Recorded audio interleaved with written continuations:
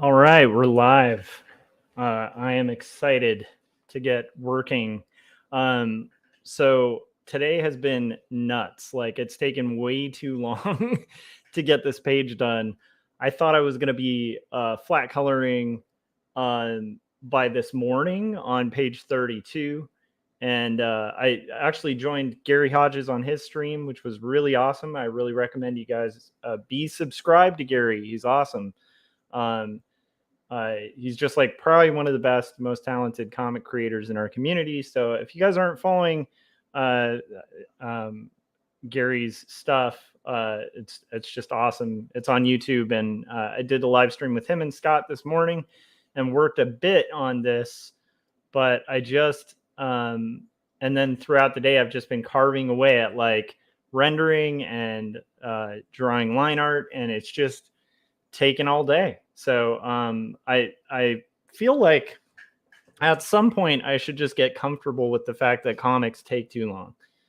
They always do, and I don't want to take crazy shortcuts that compromise the quality.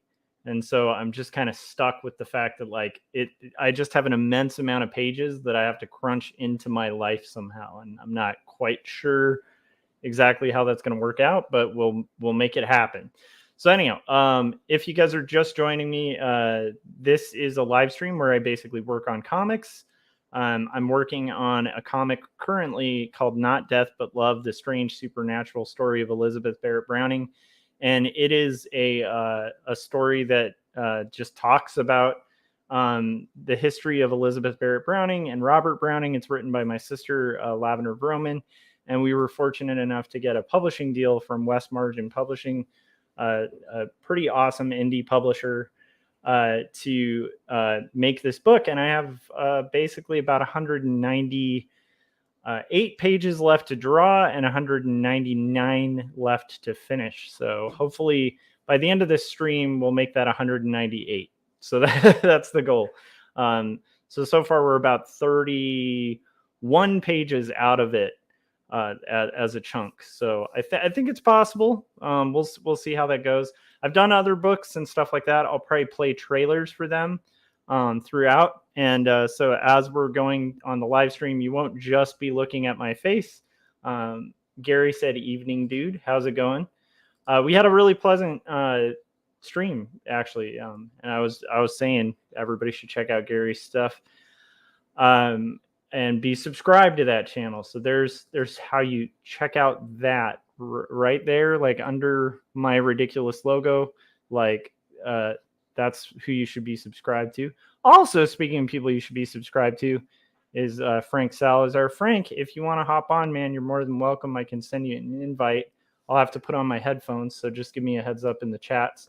But if you're in the zone and kind of working, no worries on that. So anyhow, I've managed to knock out most of page 32, and luckily this stream won't just be looking at my face with my new awesome lights. It will be working on art and looking at art stuff. So I also added my second camera. I have another camera that I use on live art and stuff like that, but I realized that I should be utilizing that while I'm drawing, so you can actually see like my hand while it's like working. I just think it'll be more entertaining. If it's too much, you guys can let me know, but we're going to go to our drawing setup and make that happen. And then Frank said he did want to hop on, so let me go ahead and send this to Frank. Let's see here. Where are you, Frank?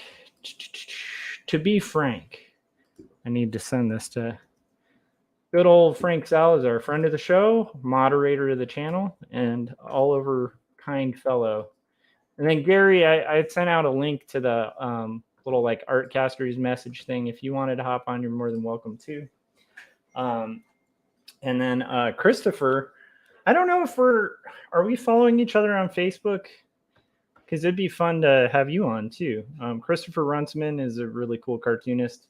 Sent me a stack of comics that I need to check out whenever I'm free and available. So anyhow, Christopher, if you want, let me know and I can like shoot you a link. However, I can get a hold of you to hop in the stream too if you want.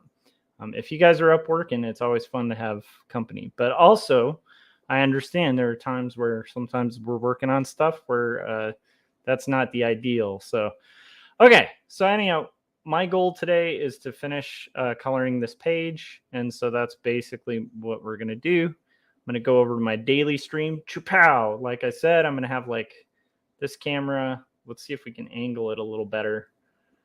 I just thought it would be cool to have it like so you can kind of see a little bit of the process or whatever. I'm on just an old school crappy Wacom tablet too, which I think is encouraging for people who think that like art needs to cost a ton of money. I think you can get one of these for like probably used for like under $100. You don't need a screen or anything like that. I personally prefer these to a screen, but it might just be because when I started working digitally, I'm just old. So anyhow, oh cool. Christopher just said he friended me on Facebook. Let's see here. Did we do this? I think. Oh, perfect. Okay, I'm going to confirm. We should have been Facebook friends after we had you on Artcasters. I should have done that immediately. Okay, so I just confirmed our friendship. And now we're officially friends. Oh my gosh, what's going on here? And then Chris, if you want to hop on, man, I'm sending you a link. And Frank, if you're waiting. Oh, there you are. Okay, cool. You just gave the thumbs up. All right. So Frank, how's it going? It sounds like we might possibly have a full house. I think Christopher might be joining. Christopher, I messaged you the link as well. I don't know if you remember Christopher Runciman. Oh, and then Gary said I'm drawing, so I'll have to listen and sometimes chime in. Yeah, I'm there. I was a little surprised I was able to kind of do some of the stuff while we were streaming this morning. But yeah, there's definitely times. How's it going, Frank? It's going good, not bad.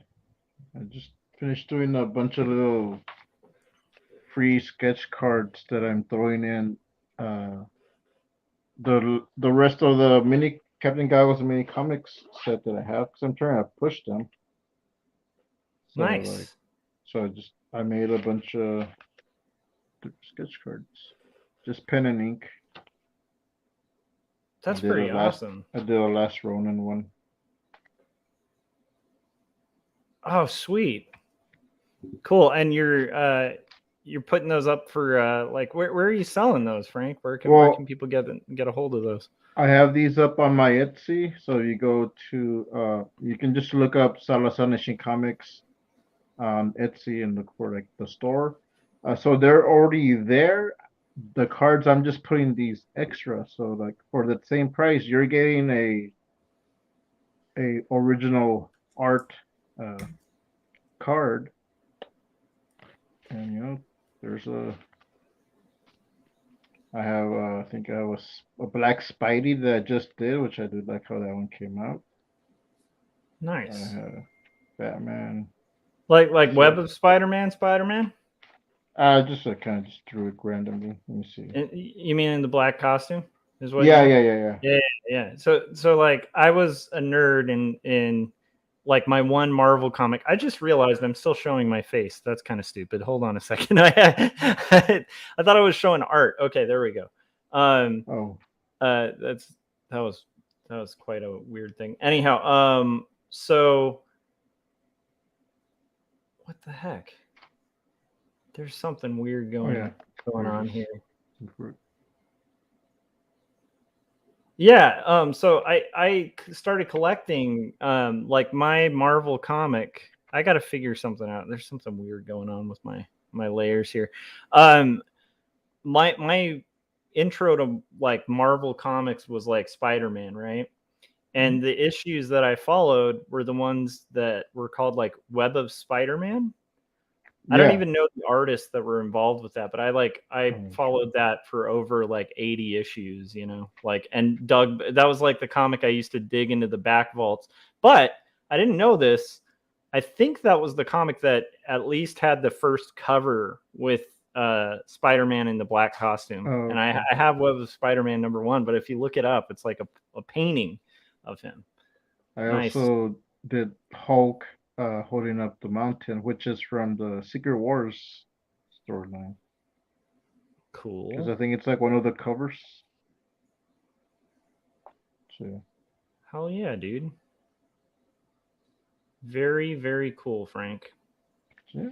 So for $5 in shipping, you get a free extra card because there's a bunch of cards in these already. Nice. So yeah. So, how is life treating you?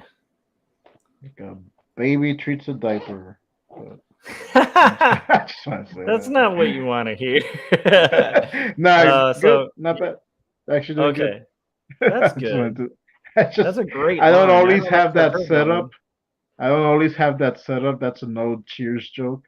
Yeah. Norm Macdonald joke. Like, so I don't always have that set up. So when I do that, I say.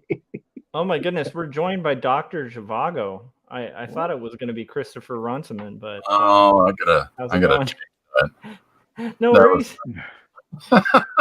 It's cool. How's it going, man? It's good. How you guys doing tonight? We're Good. doing good. Yeah. Making some art. I'm always working at this point. It's it's just what I do these days. Yeah, so I Ooh. have a question for both of you guys that relates to my day very selfishly. So Before you ask your question, hi Frank, nice to meet you. Hi Chris, nice to meet you. Frank, Christopher, Frank. We have matching gloves. Oh yeah, yeah. It's true. I feel like I'm not. Yeah, I feel like I'm not in the right gang now. Like, do you have a happy face at the end of your drawing pencil? Nope. No, but I just can got make one. Yeah, oh. I like that though. It's good to rock the happy face for sure. Sorry, what was your question? So what do you guys think about Life? like with comics? Do you guys have the thing where you'll sometimes underestimate how long it'll take? Because as long as I've been doing these things, I still underestimate how long these things take. Like this page that I'm working on, I was like thinking I'd be done coloring it this morning, and I'm just starting coloring it, being at it all day. I don't know. Yes. I think there's definitely something to that. I think that there's definitely a quality of overestimation on all our parts. Whenever it comes to any creative endeavor, you're always going to look at, what you thought you would be doing, and then what you actually end up doing might not necessarily follow the same timetable. Yeah. Maybe I'm being overly generous. No, I mean, I get it, because I experience that all the time with personal work, whereas like with professional work, I'm pretty good at estimating my turnaround times, like I kind of have to be, like, for what I do. But it's like, because it's like if you or wrongly estimate a turnaround time, like it can cost like a crap load of money for my day job, but it's like with personal work, I think the difference might be that I shouldn't say that. I guess I should say I care a little more, but I'm allowed to care a little more. I don't know if that makes sense. You spend more time on it. Yeah, like there's shortcuts that I would take, that I have to take, that I'm kind of in the luxurious position of not having to take with comics, because I feel like if I'm going to have to take those shortcuts, then why would I even, like, at this point, like, what would be the purpose of making comics if not to make something great, right? Yeah. Well, is it a case of when you're in your day job, you're doing the mitigating of the demand, as opposed to, you've got your association of what you want your quality to be and what you want the output to be for your job, but you're under other constraints there that are far more rigid than the constraints that you may put on yourself. Yeah. Despite your really optimal, ideas. I'm gonna lay out 6 pages this weekend. I believe I heard you say that at one point, which, that's a number that other people wouldn't be able to set as a goal or set as an ambition. Yeah. But at work, if someone else sets for you, you've got to have 6 pages done. you can have 6 pages done. I mean, it's just so your investiture into the result is going to be automatically different because of that. You're automatically going to simplify. You're automatically going to figure out ways to expedite what you're doing because you have to. Yeah. And it's interesting because it's like, I don't know. It's still amazing to me that these things even get done. Like comics are a different beast too, because like, for instance, like today, it's like having to draw, like if this was a single illustration, it'd be done by now. But it's like having it, with comics, it's like you're having to kind of work on a ton of different drawings, Yeah. And a bunch of other excuses basically for why this is taking me too long. Well, sure, but there's always, life is always going to be life, right? Oh, that's cool. That's cool, Frank. I like that. That's Frank's catchphrase. I love it. Is that your catchphrase? Yeah. I thought it was "Hey nerds." Yeah, well, no, that's his catchphrase on my live stream. Yeah. Yeah, that's when I come on and flex, which I don't have my weights right here. Yeah, I feel like that's right. I've seen that before too. That's good. Macho. Anyways, yeah. I don't know. That should be my intro song. It should be.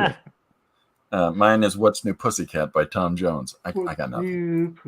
You know what's funny? Okay, so Tom Jones and that song was like, that's a bit that I've been riffing on every time I talk to Corey, because Corey has like a section on his site where he says, "Click on what's new," and every time he says "what's new," that song pops into my head. Oh no! I can't not have it pop into my head because it's Tom Jones. There's a great John Mulaney joke about that, about "What's New Pussycat." He and a friend, when they were in grade school, they went to a local restaurant that had the jukeboxes at the table. Have you ever been in a place like that, guys? Yeah. I mean, like not at the era, but yes, yeah. Yeah, so there was a place called the High Lunch. It was right beside the high school that I went to here in London, Ontario, Canada. And they had little jukeboxes at each table. And you put your quarter in there and choose from the songs at that thing. And they would play on the main jukebox over in the corner. So as the kids were coming at lunch, they programmed that thing for the afternoon. Well, John Mulaney's joke, which is probably something he actually did because it's too funny not to have.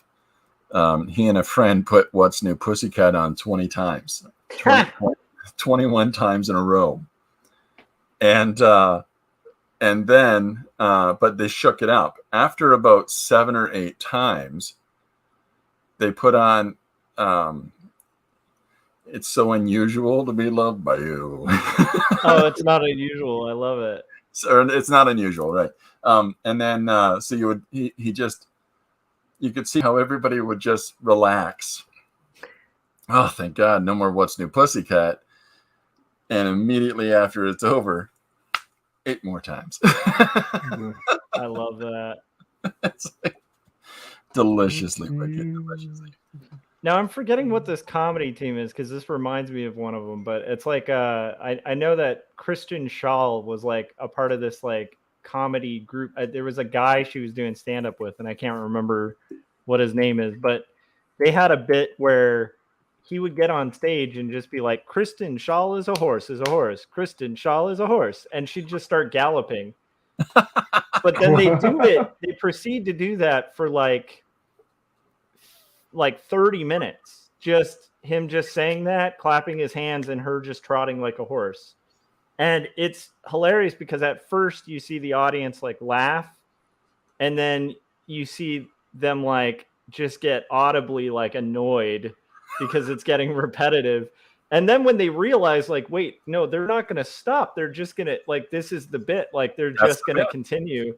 Then you get this like extra laughter that just starts rumbling very slow because everyone's catching on to the fact that like they're not going to stop this. Like they're just going to cycle through this for like a good like 30 minutes. It's very Kaufman-esque. Yeah, I love that in humor. you know, that thing where like there's a bit where it has a second life because they kind of prolong it a little too much, you know. Do you remember Andy Kaufman's bongo bit? Oh yeah. Where he comes out with the bongos, sets them up center of the stage. He says, most people are used to me doing the funny voice of the guy on Taxi and things like that. But tonight I thought I'd just be a little more of the authentic me. And he just proceeds to tell bad jokes for 20 minutes in like the most, or 5-10 minutes, whatever it is, the most unconvincing, worst timed humor ever. And he says, well, clearly you're not enjoying this, so I'm just going to go. And he leaves. And then a couple of other acts come on or something like that. He comes back on having a breakdown, and he's and so the breakdown of crying starts becoming, and the things he's saying starts becoming rhythmic, and he starts hitting the bongo that he brought out at the start of the show. It's like so the most ridiculous, leaving an audience in the palm of your hand for almost the entirety of a show for the stupidest payoff in the world. Oh, it's like an aristocrat's joke gone wrong. Well, then, not that aristocrats are right. Yeah, I like weird humor, that's for sure. Yeah. Yeah. I liked his Great Gatsby bit. Oh, that was where he goes into the where he goes into the college and they're expecting the voice, and he's like, I'm just gonna read Great Gatsby. And then do you want me to bring out the record player? And it's him reading Great Gatsby. Oh my gosh. That's right. I forgot about the doubling down. Yeah. I was like just Mighty Mouse where he's just standing there. Oh yeah. The song's playing. I come to save the day. And he just mouse it and then just continues standing there until it comes up again. And it's kind of the expression and excitement in his face that sells it too, because you can tell he's playing it like this guy is just waiting for his cue. Like it's so good. Yeah. Dave Ketchner did that on Saturday Night Live Dave Ketchner had a few short years on Saturday Night Live, and he's one of those actor comedians that you realize who he is once you figure it out. I don't know if you're familiar with Dave Ketchner's name, but he's got did you ever see the Anchorman with Will Ferrell? He's the guy that does the sports with the cowboy hat. Oh yeah. Oh yeah. I know you're gotta go and do this here, right? Yeah, he's a character actor. I mean, he's been in like a ton of stuff. Well, that's in I think Thank You for Smoking. He's like one of the guys at the. He's amazing in that. Yeah. Yeah, but he's one of those guys that once you figure out who he is, he's in everything. Like one of my favorite actors is Stephen Tomblowski. Who is Stephen Tomblowski, right? You know, and What About Bob? Yeah. I was just thinking of him. Not What About Bob. Is it? It's Groundhog Day. Groundhog Day, the guy who's like where it's like Steve, whatever, the bald guy. It's gonna be a doozy. Yeah. That's Stephen Tomblowski. He's in everything, right? Anyways, one of the best Dave Ketchner characters is where he plays Colin Quinn, who is the host on Saturday Night Live's news section at that time. Well, he plays his weird nephew, and he comes out as sweating profusely, and he's thanks for this opportunity. Wow, just joking. And it's like the most uncomfortable, completely unprepared comic that you could ever have on there. And even Colin Quinn doesn't know what's going on. Like, you can clearly tell he's not sure what Ketchner's up to in the moment. That's the best stuff. That's so great. Gary said a few friends and I loaded a jukebox at this dive bar with Elton John's Honky Cat in college, and we literally had to get the hell out of there. We were afraid of a pummeling. And then also Gary said, and Gary said, I'm a big fan of Hey Nerds too. So, oh yeah. Is that when Scott Serkland beat you up for quarter money? Exactly. Milk money. That's right. I forgot about that. time at the arcade, the violence at the arcade that Gary has talked about on stream. Yeah. I was thinking about that today. You were you thinking about like going to the arcade and shaking a kid down for like a quarter? I was thinking I should draw Scott as like a young, rough teen with like the lab coat beating up. Is he got the lab coat on, or has he got a leather jacket over his lab coat? Yeah, It's gotta be the leather jacket a green leather jacket. Oh, I like it. Yeah, like a modded. He has to have the combed updo, like the really bouffant hair. Mm-hmm. You know, like Scott as a young man would have this massive Elvis type hairdo, you know? Yeah. And he's got to have like a switchblade comb, you know, just that he pulls out when he's talking to Gary. He's like, "Hey kid." I remember where it was, but I was looking at like some old pictures of Scott. Oh, it was a video he did or will be doing. But he was showing a lot of his pictures where he was like wearing costumes.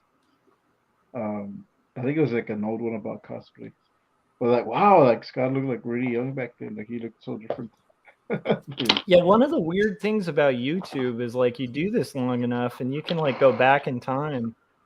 I don't know, I had to like relabel something on my channel, and I saw some pictures of like me and Corey like when we first started like the 48-hour art check, and I'm like, what are these kids doing? You know, it was kind of nuts. It's like it's weird that it's been that long. That's a nice one, Frank. Homage to Scott.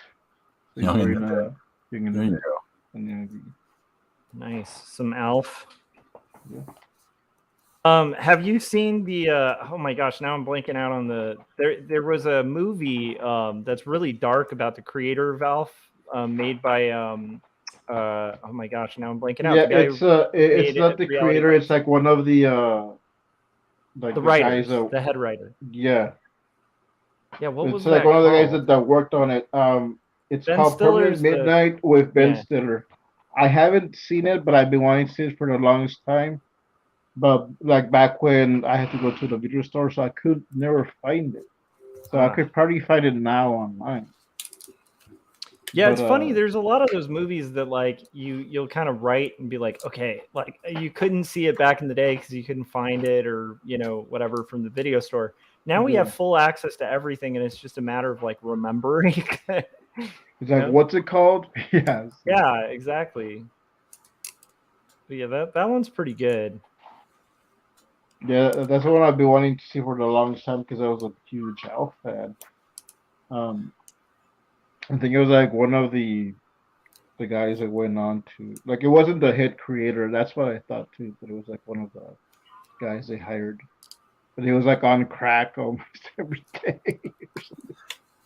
There's a thing at the store that I've worked at for years and years and years. I managed a comic store here in London, and every year for our, there you go. Every year for our achievement award.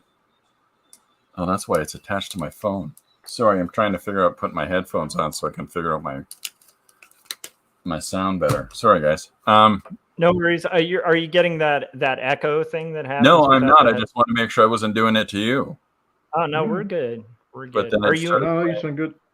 I'm guessing you have a radio voice. Yeah. It's like so smoothing, so we can like. Well, you got to get you and Adam Lore on the same podcast. Yeah, that's what I was thinking when you're talking. You reminded me of Adam. Is that I've just got large guy voice. Right? Yeah. So we have a friend, Adam Lore, who's a Walla Walla, Washington resident, and he has one of the smoothest radio voices in the planet. So it would be funny, just the comparison of like your two radio voices would be amazing. My friends used to. Here, say this, and they get me to say the worst things, like their radio announcements. And the diuretic patients in the downtown hospital today began exploding at about 12 p.m. And it's like, this is disgusting. And they're like, yeah, but it's funny. I had a friend. You should do cameos and charge people to do that. There we go. Yeah. Sign up for Christopher Runciman's cameos. And they'll be, who? I had a good friend who could do like the most spot on Mickey Mouse impression. And I won't name who he is, but he's now an Imagineer and he still can do this voice. But every time we'd ever hang out with him, we'd be like, can you just say something awful in a Mickey Mouse voice? So he'd be like, haha, I'll kill your parents. Like, just like I weird, think I've heard creepy this stuff. story before. Yeah.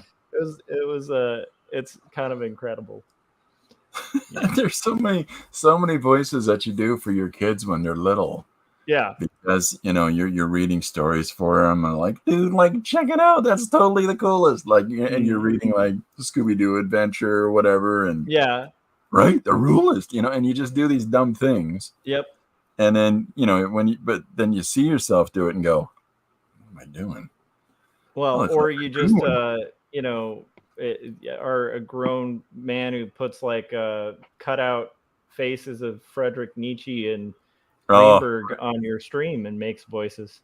I respected that. I was gonna send you a quick little video of me being telling you to cut it out because I know all those people and I'll sue you because I own the world. And I was gonna use Fink from BlackRock. Hey, cut it out. What are you doing? But yeah, I really liked the Nietzsche. That was a good one.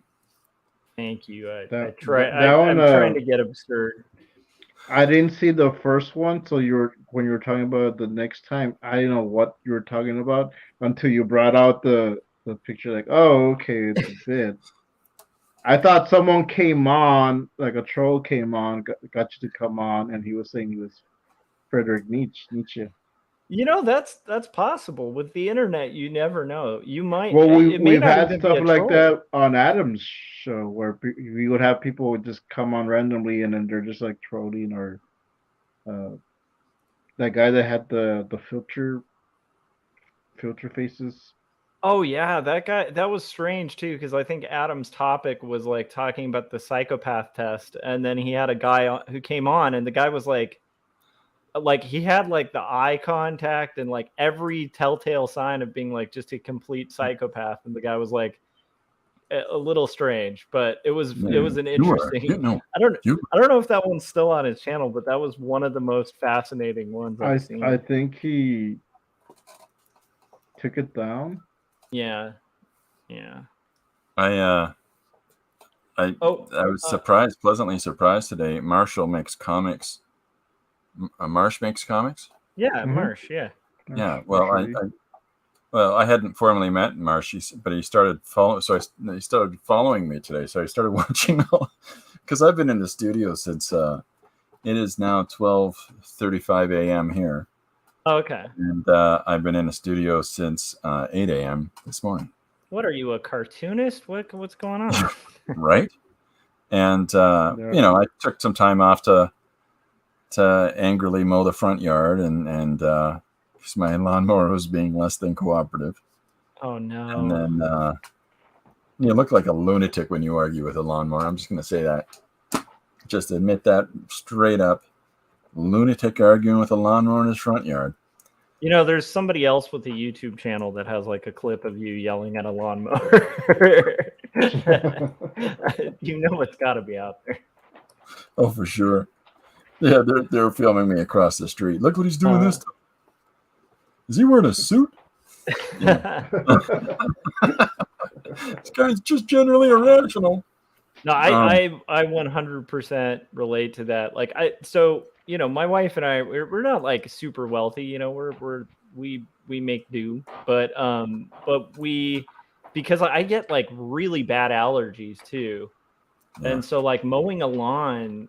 What I kind of did the math for like how long it takes me out for the day just doing it because of my allergies. Yeah. Like because just getting all that like pretty much everything that's the worst for allergies just blowing in your face, no matter like whether I wore a mask or not, it just like would take me out for like a good like 4 or 5 hours. You don't take anything for it beforehand, or? Yeah, I'm talking if I took like Claritin and like even if I doubled the Claritin, which you're not supposed to do, it's like it would just take me out. So I just did the math and was like, we'll just pay a gardener. So we pay somebody to do that now because I just can't do it. I hate mowing I loved it when we first moved in. That was one of the coolest moments of my life, was like mowing my own lawn. And then about a week after, I was like, nope, I just can't do it. So Just yeah. put Ben up there. Earn extra money. We are immensely wealthy here, my wife and I. Absolutely immensely wealthy, as you can tell from my high quality camera that I have going right now. High quality, high range. That's Look at all this. That's how the wealthy stay wealthy. Don't spend their money. I call it style, but yeah, the Canadian dollar works differently here.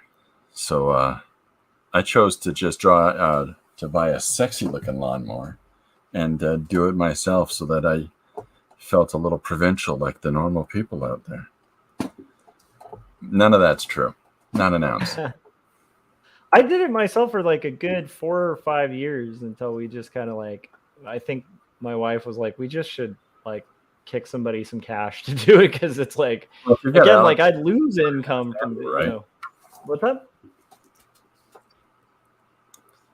Those allergies are like, my wife has that, and so yeah, it's brutal. It's funny too, because it's like it's one of those things where I still feel guilty about it, because I am definitely not like it when you're not well off and you know, like are paying a gardener or something. I don't know. It's like I feel guilty about that. I shouldn't, because a lot of people do, but I do. There's a different reason for your paying a gardener. Yeah. And its relation to your health, as opposed to the arbitrariness of I don't really believe I have the time for that. You know, you know, why don't we get one of the people to do it for us?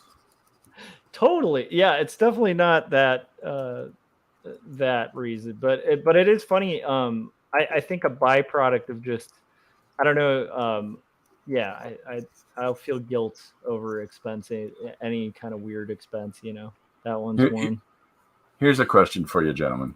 I don't know what your youth was like, but fantastic. Servants everywhere. Do you have any of those old friends from your teenage years who may or may not still behave like the punk that they were? Somebody said Canada? Yeah, John's Canadian as well. So he knows. He's shoveling snow right now. Mm-hmm. Bad cliche joke.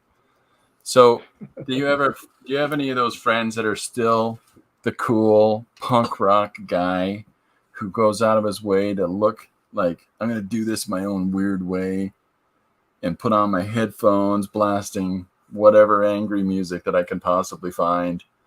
Hey, I still listen to punk rock and angry music. I might be that guy.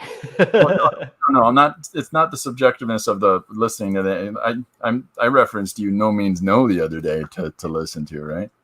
So yes. I'm still in that boat, but I just mean he's the guy that, you know, he puts on the jean jacket and flips up the collar. And they're still wearing the uniform. Yeah. I definitely know some people like that. He's gonna do something as mundane as mowing his lawn, but he's gonna try to look as badass as he can while he's doing it. You're like, it's kind of rad on one level, but on another level, you're like, dude, you're 49. I can see that. I think the best way to mow your lawn is really just get your, you know, patched jean jacket with all your punk stick, you know, patches on, and you know, spikes. And I mean, mowing your lawn with spikes is really the way to go. In fact, what they should do is just install spikes on the wheel, so that if anyone else, like, it's like those giant semi trucks, you know, that have the spikes. So it's like just no one cuts you off while you're mowing your lawn, you know. But it also does a fantastic job of aerating the soil so that your lawn looks full and lush. Yeah, it makes it like mowing your lawn becomes like Spartacus, you know. It's just like it's the only way to mow your lawn. I like to cry while I'm mowing my lawn. I find it's a really therapeutic time for it to happen. Unless you really focus on looking at me doing it, you can't tell I am, because of the cry, because of the whining sound of the lawnmower. So Like it's not like, so in your case it's not allergies, but if somebody asks, you're just It's like, just yeah, I've fine. just got allergies, man. It's just allergies. that moment to spread out all my melancholy. Just get it all out in one go. It is kind of sad though. Like I do kind of wish I could, because again, like it's not something I minded doing. It was just the aftermath of it. Like most allergies, like where if I do like yard work or whatever, it's like the process is actually pretty fun, and then it's like the 3 hours later where I'm having trouble breathing, and like am not functional for the rest of the day. That's where it sucks, you know. But My wife says I have. My wife has a term for how I do things like that. Like when I'm mowing the lawn or doing what subjectively whatever other sundry things we have to do, right? She calls it I Tasmanian devil it, because I'm the guy that'll carry 6 things in my hand as I'm walking past this room or that place. I'm setting things down and picking things up and just, get it all done as fast as I can. I like it. I gotta get back to coloring. Well, That's what I'm coloring, doing man. now. Yeah. I'm working on a comic page, working on an illustration, then I'm going to do a sketch card. So I'm doing all that. There you go. It's sometimes you got to do that. Like, what was the specificity of your question earlier, Josh? What was it that you asked at the onset of us chatting? Oh, I think I was just talking about the very onset was like the idea of like comic pages taking way too long, more long than one would estimate. But I was about to ask what you're working on, Christopher. Like what? I mean, I'd imagine it's a comic, but I can share it with you if you want. I saw the Sasquatch stream the other day. That was pretty cool. I'm working on that now. So I'm doing. Yeah. So I'm doing a Sasquatch book now. Well, I'm doing 3 books right now, but because I'm a lunatic. So here's if you want to make my face go away and make this appear, you can do that. Oh, let me see if we can throw that up. Okay. Oh, nice. So here's some of the pages that I'm doing now, and these are starting to take longer than they should, because I'm doing ridiculous things like making it, okay, let's have a night scene at a fire. Yeah. Right? So now I got to figure out how to color the fire scene and then transition to the morning so that I can get on to the next action in the story of him running as it's now raining in the forest. Whereas earlier on, it was a bright sunny afternoon day, right? So I set myself up these little things like having to figure out, in the coloring process, how to differentiate time of day. Yep. For this, and or time of night, and then doing this raining thing. It falls exactly into what you were talking about earlier, because now I'm having to figure out how to make the forest look like it's wet and rainy and dark and dismal. I love it. That's a perfect. Yeah, we're the worst clients to ourselves, really. It's the worst. Yeah. That's what I'm working on now, and then I've also been doing. I've got. Those look great, though. Well, that's very nice of you. Thanks. This is the other thing that I've been posting. Is I'll pull one up here. This is the cover of the thing that I post every day, or every couple days on.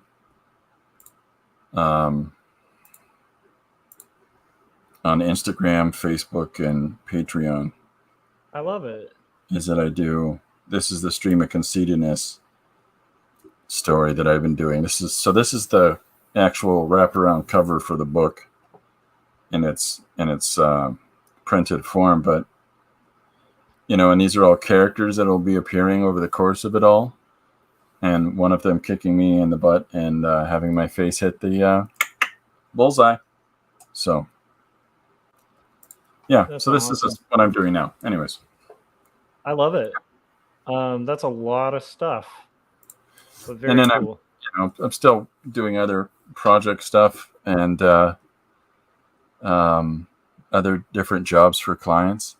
But as far as it goes for the comic stuff, so I got to really block my day out. Yeah. You know, my time. I got to, even if I'm working at home in the studio, I've still got to monitor my time so that I can, productively keep up with all my jazz. And then today, a ridiculous thing. And I went and bought canvas for the first time in years. Oh, nice. It'd be scary though. You might unlock the painting demon, and then you're going to be a painter and a cartoonist. And I've been doing that. I've been showing in galleries for 30 years.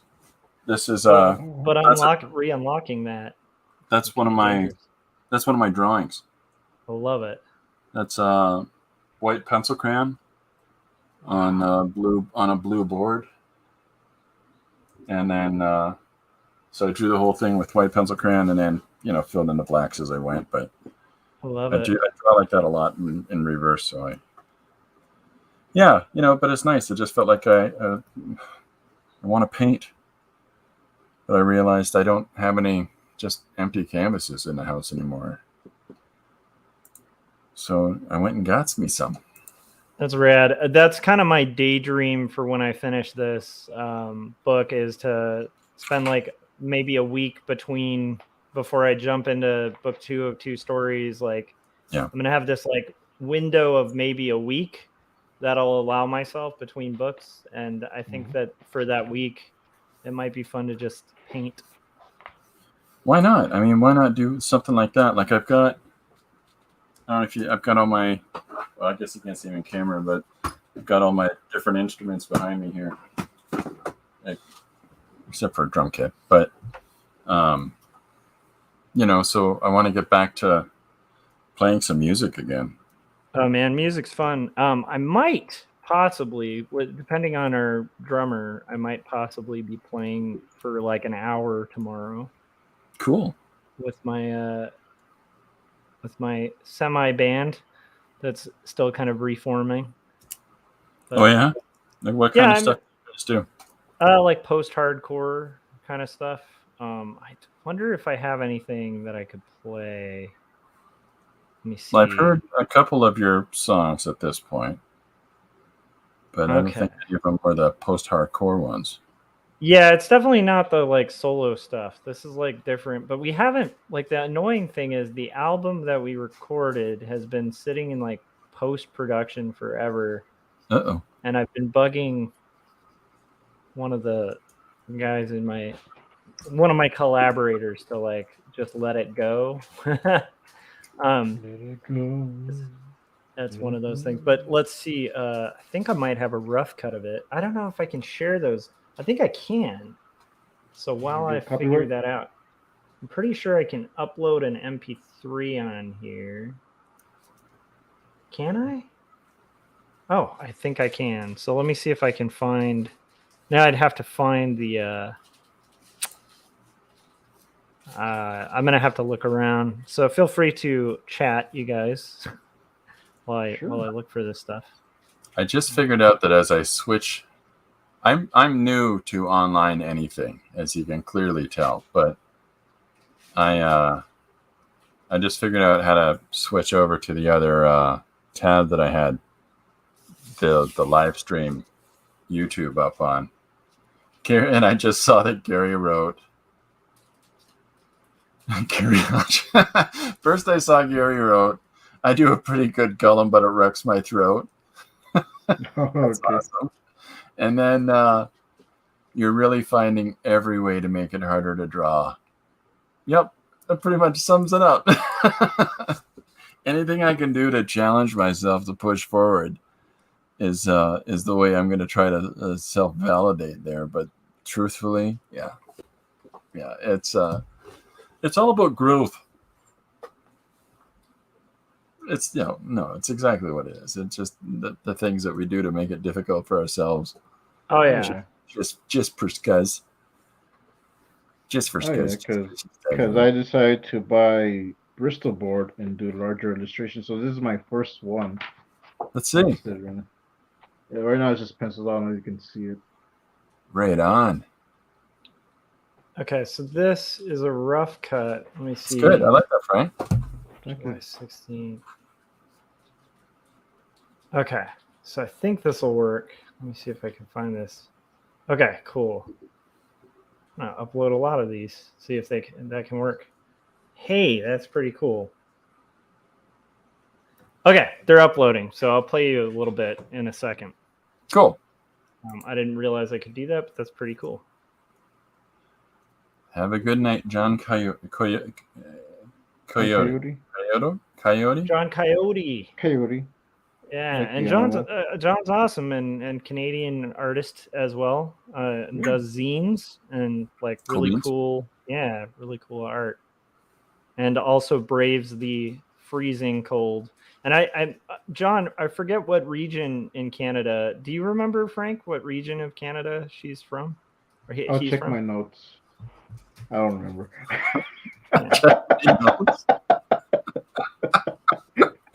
He's got I a know dossier file. I know they talked about it, but I don't remember where exactly now. Yeah, I can't remember, but yeah, he's a really cool artist. Let me see if I can find. Yeah, John gave me some tips last time. Nice. What about?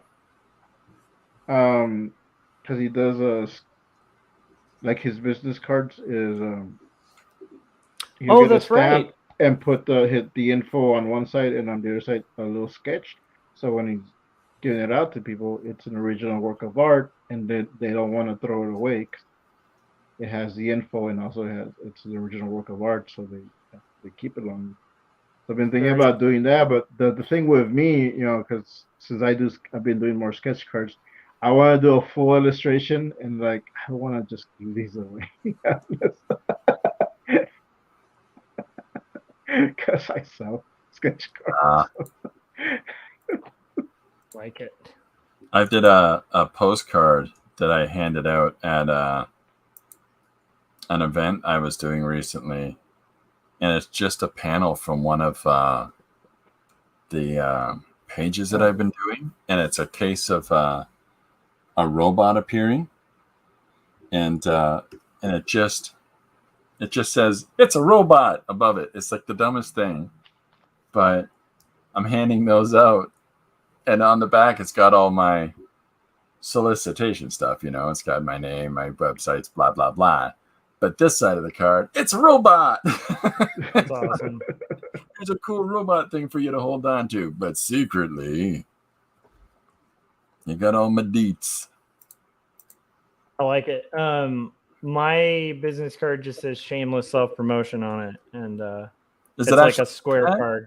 Yeah, it has since like 2004 or something, or like quite a while ago. Yeah, because that's on your website too, right? Yep. It's just very blatantly shameless self-promotion. I've had that on my stuff for a long time. Yeah. This is the new business card that my wife just came up with, based off the cover of my last book. Oh, I love it. And so it's got the image. Do I even have a copy of that nearby? Yeah. So here's the book, right? And then there's my business card, which is so ridiculous. But good business card.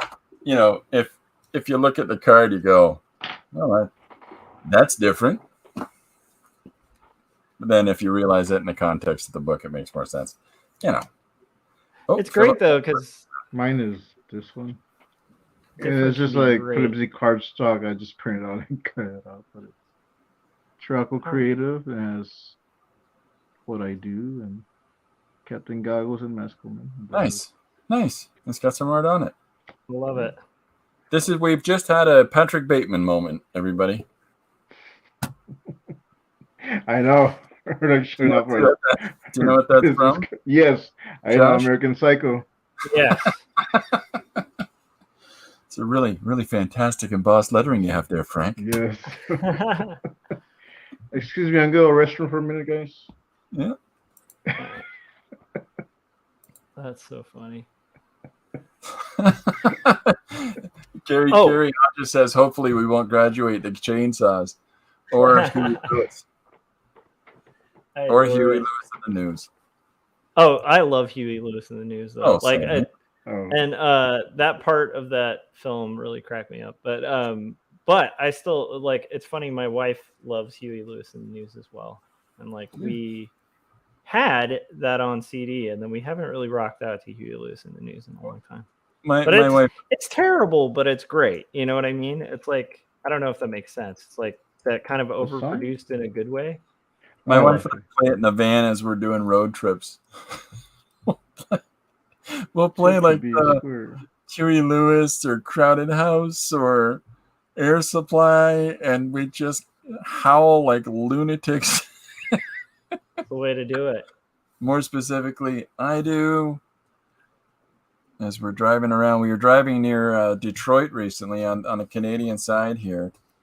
It's the St. Clair River, the Detroit River, over in that sort of part of Ontario, Canada, and listening to the worst music that a couple should not sing in the car together.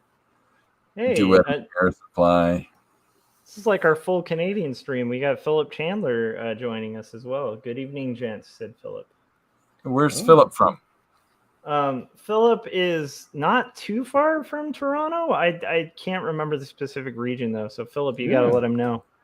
But he actually met up with me at TCAF nice. when I was up there, which was really fun. Last time in the chats, we were having a discussion on maple syrup. Oh, actually, you know what, Philip? I don't know if you are set up for it, but I could have you join too if you want, man. I'll send you a link. Just let me know. Right on. To Canadians of California and the Texans. Where are you right now? Me? I'm in Texas. Texas. South Texas. Right on. Frank is full Texan. Did you see what Gary said? What's that? Oh, did someone turn on a Maple Leaf spotlight signal again or something? That's right. So there was this thing where for like 3 streams, Frank was getting in long conversations about maple syrups. I saw that. That was the most ridiculous thing, Frank. It was okay, but it wasn't a bit. It was a genuine conversation. I understand it though. I do understand. Like, and on Instagram, we were like sharing pictures and talking about like, oh, this is how I use maple syrup, and this is how I use. So but the sad truth of that is that as this conversation is going on, but I gotta go at the time because, it's like for me, it's 1:00 right now, right? Oh yeah. So that night I'm wiped out, but I'm like, I had literally bought maple syrup the day before. I had literally just bought some, and the prices that everybody was talking about for how much maple syrup, I'm like, where are you shopping? Because there's a place outside of London here that makes maple syrup, and you can get huge things of maple syrup for next to nothing. Really? Oh, so basically, Christopher's sitting on vats of maple syrup, and so we have a supplier now, and we have some addicts. Christopher, you've got a new business right now. There we go. You can mark it up a little bit. And I'm a diabetic too, so that's great. It's a product that I can't sample, so it's going to not mess with the supply. That's true. That's true. That's a fair point. Am I near London? Philip has asked if I'm near London. I am in London. Pretty near. I'm in Huron Heights area of London, which sounds fancy. It's not. Oh, Philip said he will hop on, and he said, "Could you give me just a few minutes?" Yeah, of course, man. You can hop on whenever you want. I'll send you the link. And then we're at the hour mark, so I'm probably gonna play a trailer. But before that, I want to play you guys that song. Excellent. Make sure first I got to send this thing to Philip.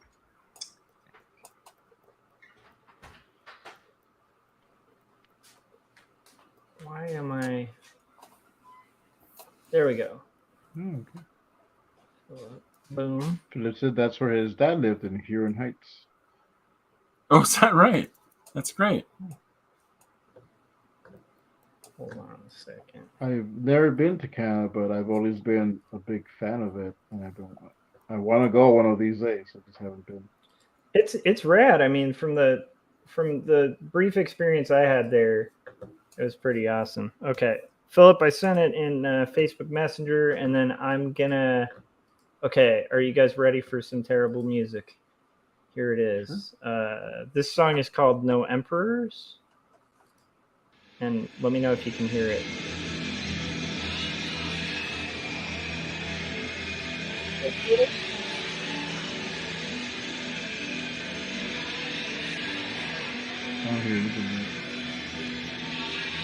If you want it louder, like once it kicks in, this is like a long intro too.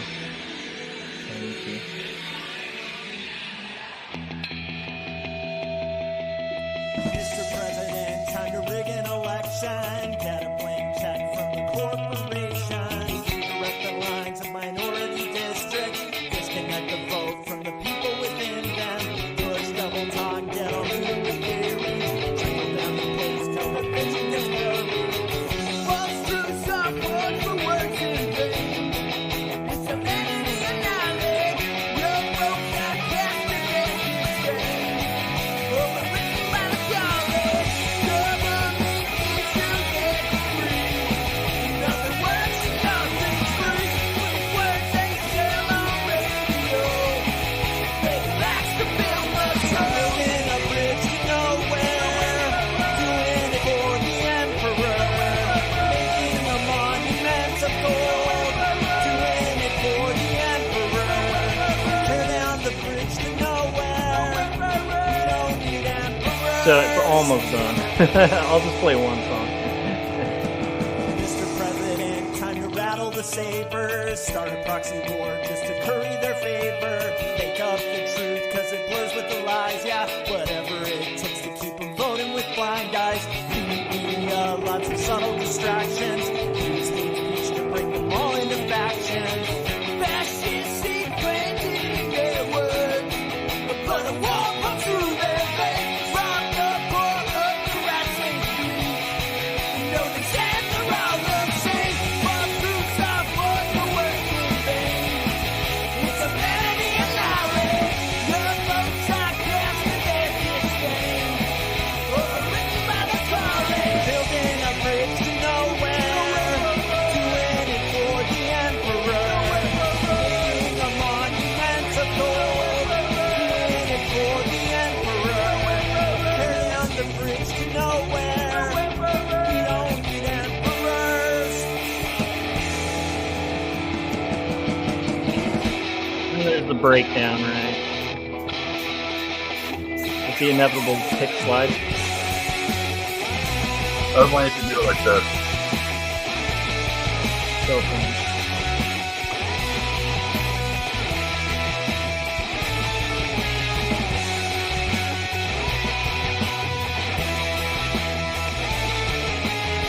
Back the lies you fed to you. Open your eyes to what is true. My eyes are open to what's true. Now you can tell us what to do.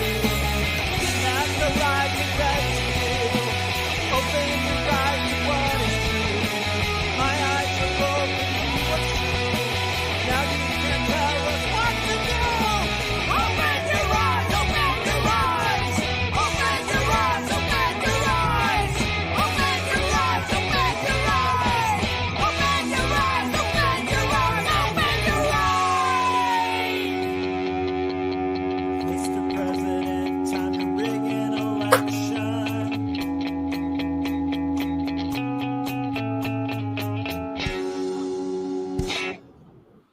Nice. Yeah. So that's one of them. There's a variety of sounds to it, but it's mostly like post-hardcore stuff, you know. I like the backup vocalist you got singing behind you because that's you doing the leads, right? Yeah, we split between the two, so it's like, you know, like he'll do like we do kind of a call and response thing. It's pretty influenced by like Fugazi, so it's just like we kind of share vocals. There's no real lead. But yeah, it's so it's interesting. Like there's songs where he'll take the total lead, and then like we'll switch off on like the verses and choruses and stuff. He's a good Right. guy. We've been in bands together for like ever, but we ended up like we were in bands in like high school and early college, and then just by happenstance we kind of ended up Corey said, are we rocking out on the stream? Yeah, I was playing a little bit of the recording that has yet to be released, but I have like 7 songs that we have tracked. Nice. The one nice thing about it not being released is like luckily I can play them now without getting my own channel copyright stricken for my own royalty. Well, it depends on the level you release them on too, right? Like, I mean, if you're just cutting something and sending it out to friends and family, then you don't have to necessarily worry about that. But as soon as you register it in any way, yeah, there you go. You've tied your own hands. Yeah. Because like I usually do it through like a now I'm blanking out on the program, but it's like one of those sites where it'll just put it on everything, and but the downside of that is if somebody uses it, it like auto crawls and takes percentage of like income from it, which is okay. I mean, that's nice. It's nice for you to get paid if people are using your music, but still it's like it's kind of a drag if you're trying to use your own, because the algorithm doesn't know you're the creator of it. So it just, I mean, inevitably you still make income off it, but not a ton, you know. I think I've made a total of like maybe $30 from $30. Do you know what that is in Canadian?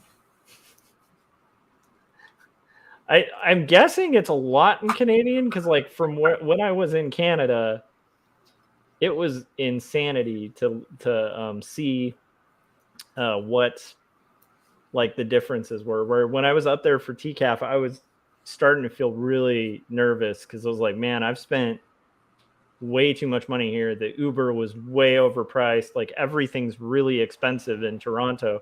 And then when I got back and saw my bank balance, it's like everything was half as much as like what it said. But so it kind of worked out where I was like, oh, thank God. Like I didn't, it wasn't. Think of how much more you could have saved if you just paid in maple syrup. Well, is that the exchange out there? It is. It's a thing here. Corey's coming to Canada next week. Oh, nice. Yeah. What section? Oh, he's I actually know this. It's called Banff, which cracks me up because I think that's hilarious that there's a national park called Banff. Yeah, it's up. It's in the same area. There's Jasper. There's BC. There's all kinds of great names up there. Kelowna, Jasper, Banff. I just think Banff is funny because you know there's the whole badass, yeah, exactly thing. So we've got friends that live up there. Canada is so big and so ridiculously underpopulated compared to the United States. Oh, we're speaking of Canada, we got Philip Chandler joining us as well. Philip, how's it going? How's it going? Speaking of Canada, we got I'm hearing Slapback. Good evening. Good evening, everyone. We're hearing repeated. Do you have headphones by any chance? We're hearing like. Oh, is there? Oh, hold on. Let me just switch something here. Yeah. Corey was saying the most badass national park. Yep. Well, there's also Algonquin. Has Corey ever been to Algonquin? Although we don't have mountains in Algonquin. But we did have a Tom Thompson. I don't know if you know who that painter was or not, but I don't. I'm not super familiar. So what did was he a landscape artist or Group of Seven? Yeah, yeah, Okay. one of the Canadian Group of Seven artists, and he died in an overturned canoe in Algonquin Park, which is a very Canadian artist way to go. He died in an overturned canoe in Algonquin Park, which is a very Canadian artist way to go. We're hearing a major repeat. I know, but I got to hear myself for the first time. It's true.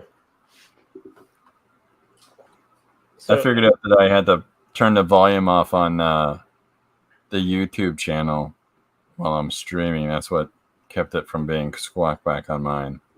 Oh, That's okay. It might be that. Do you still YouTube. have the YouTube pulled up, Philip?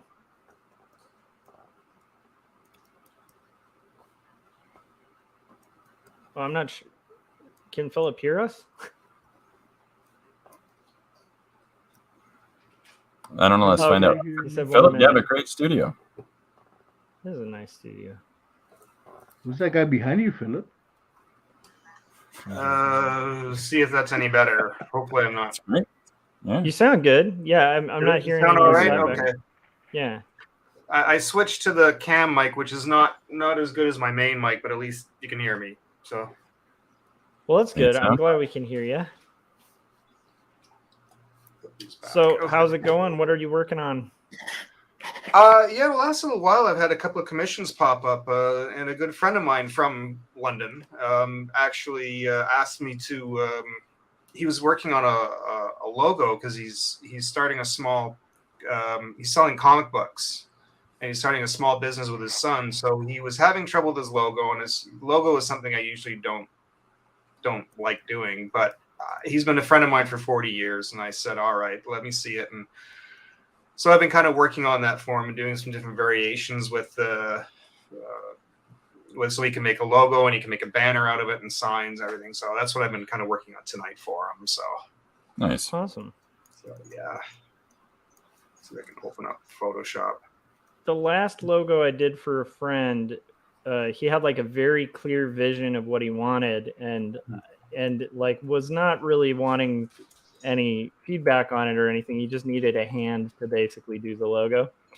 And he was like, do you know anybody who can do this? And it was relatively simple. So I was like, look, I can do this. And he's like, cool, I'll give you credit. And I'm like, no, like I'll do it, just don't give me credit. Like that was the last one where I was just like, I don't want credit for this logo. And he's like, no. Like I'm like, no, like seriously, what you want, I don't want credit for it. But it's, I'm happy to do it for you. Just don't list me as the creator of it. I don't want anybody to know I'm attached to this. Yeah.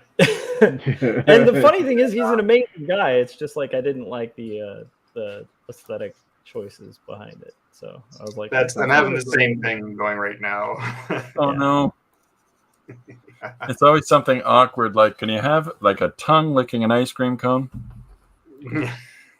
What? Why? Are you selling ice cream? No. Oh no. This was one of those ones like like it's almost like the city seal design, where it's like, oh, and our city has this, we need that in there. And you're like, you don't have to have every, like, if you're doing a restaurant logo, you don't have to show every item of food that you sell at the restaurant in your logo, like kind of that type of thing. Yeah. Or the more complicated ones where they want their backstory fit in. Like my dad was a plumber, and it was always his dream to have a charcuterie shop. So can you put like a plumber's wrench in there for a charcuterie shop logo? And you're like, that makes no sense at all. They're like, he was also male, so can we have like the sign for man on there? Also, he had brown hair. Can we make the logo have brown hair? They're like, wait, there's no hair on the logo. Okay, add hair on the logo. You're like, oh my gosh. That's not a logo at that point anymore. That's a full-on, like, graphic poster. That's not. Yeah. It stops being a logo and starts. It just starts being like a family emblem and a family, crest. Family crest. Yeah. Have a unicorn lancing through the toupee of hair that's beside your spaghetti shop plate. I love it. And also we want the entire gamut of color on there too. Like something in Latin. It doesn't matter what it says, just something Latin. Yeah, something about seizing days, but it should be misappropriated. So. Gary says, you want a weird medieval crest? Everybody's got those jobs they've done, and somebody said, can you do a portrait of this, or can you design me one of those? And just in the description alone, you go, yeah, sure, okay. And then they start describing it, and you're like, why did I say sure up front? why did I just agree to it at the onset? Yeah. I should have heard what it was. This is weird. I'll take a clear brief over an ambiguous brief and a client who knows it when they see it. Oh, for sure.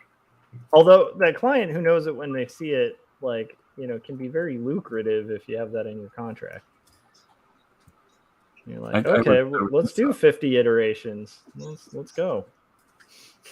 I'd do a portrait for a fella. Can you do a portrait of my brother and his wife? Okay, sure. And one of them was rather full figured, and the other one was rather gaunt. So it's like, okay, well, I'm still gonna do, you know, the best portrait I can of them. So here's a quick thing. Can you do it? Can you do them in? He loves Batman. Can you do them in a Batman and Robin costumes? Well, you know, all right. And I was really young at the time, and just sort of starting out and doing stuff. Sure, okay, I'll just rework, just do another little watercolor quick and do that. And she doesn't like the mole on her cheek. Take that out of there, and she's kind of got like that unibrow, right? And you really capture her. It looks exactly like her, but can you fix that? And then take some weight off of here and add a little bit of weight to there, and it started getting, you know, it was that first foray into a commission job, and then you realize it's almost like you just start taking notes of all the things that you're going to watch out for and never do again. Oh yeah. You know. Yeah. But it's one of the key raising your head 30 years later.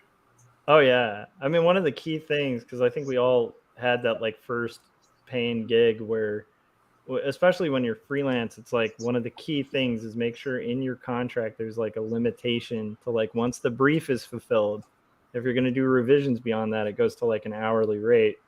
And you know, you want to include some revisions like within, but if you allow your client endless revisions, you basically just signed yourself up to like indentured servitude.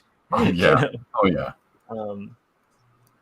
And so like, and I definitely had that, like one of those nightmare clients where I was like, oh, I don't need contracts, you know, when I first started. And very quickly was like, after one experience with them and doing like 50 revisions on the same thing, I was like, okay, I need contracts. Contracts ironclad. Oh yeah. And it only takes like one, or, you know, the funny thing is like the nightmare client stories, I don't have a ton of those. Like I've had really nice clients like most of my career, but the few that were bad are so bad. Oh yeah. That you learn these like, yeah, these core business lessons, you know? Yeah. The client who's arguing about pay is not worth taking. Like the one that's like finagling pay like from the get-go, not worth taking. That's another lesson I learned, because it's like they're going to be arguing about everything throughout the process, you know. Hey, that's a great segue. Let's talk about for a moment how great your little vlog was that you did in the car. But did you like it? Talking about, I love that thing, and I got my wife to sit. I got my wife to sit down and watch that as well, and because that was so on the point about I'm going to pay you in exposure. Yeah. Oh, that is one of the worst things. And what's weird is it's pretty known now in the illustration and design field. Like, you know, the exposure word is like a bad word, but I feel like for some reason in comics, just like people aren't as aware. So like they just get hustled a lot easier by these like, you know, charlatans basically that are trying to get people to do free work. I don't know. It's really bizarre to me that people allow that in comics, you know. I don't know. I mean, in general, in the art world, it's a problem, but like, I don't know. I've noticed it particularly with like in the comic world, it's pretty prominent, you know. Well, the impression that you did of the guy going, "Now listen, kid, I'm going to pay you in exposure," right? Like that personality you put on for that. That's the same as my my Mort Weisinger impression that I've been doing for years. Nice. Mort Weisinger was. Everybody knows who Mort Weisinger was. I don't. Oh, Mort Weisinger was the guy that was the editor-in-chief of DC for years. Oh, nice. Oh, He was the guy that said, you know what the kids love? Dinosaurs. Put a big giant dinosaur in it. Put a giant penny rolling towards Batman on the cover. And he would just do these gimmicky things that he knew, that is little cliche covers. And that's why you see all these repetitive covers for a period from DC Comics of giant toys in the city or giant telephone falling on Batman. You know, it's the Weisinger era of DC comic books, and the kids love dinosaurs. Put one of them on there, and then okay, now we got to craft our Batman comic around a dinosaur thing again. Make his head huge. have Superman not give Aquaman a glass of water. Like just that one. You did that. In order to, I watch Casualty Comics, and they just reviewed that one. And did they? There's about 4 or 5 of those. Where I know you're thirsty, Jimmy, but if I give you a drink of water, everybody on Earth dies. And it's just pouring the glass of water into the sand. It's from that Superman jerk period. Yeah. I have a part of me that really likes very corny Batman, though. Like Adam West Batman is still to this day one of my favorite things on the planet. I always thought that whenever a superhero comes up with a way to beat the villain, they always do it like Adam West did.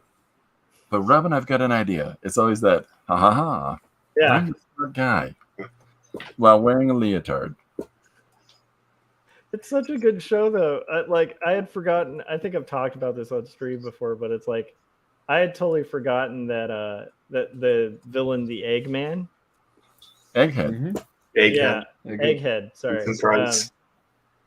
but I absolutely love Egghead. I think he's excellent, excellent, and he's always doing egg puns. And the fact that like he has like his assistant's name is like Florentine, and like it's so dumb. Like I think the way he tries to kill them is like by frying them on the roof like an egg. Like it's wonderful.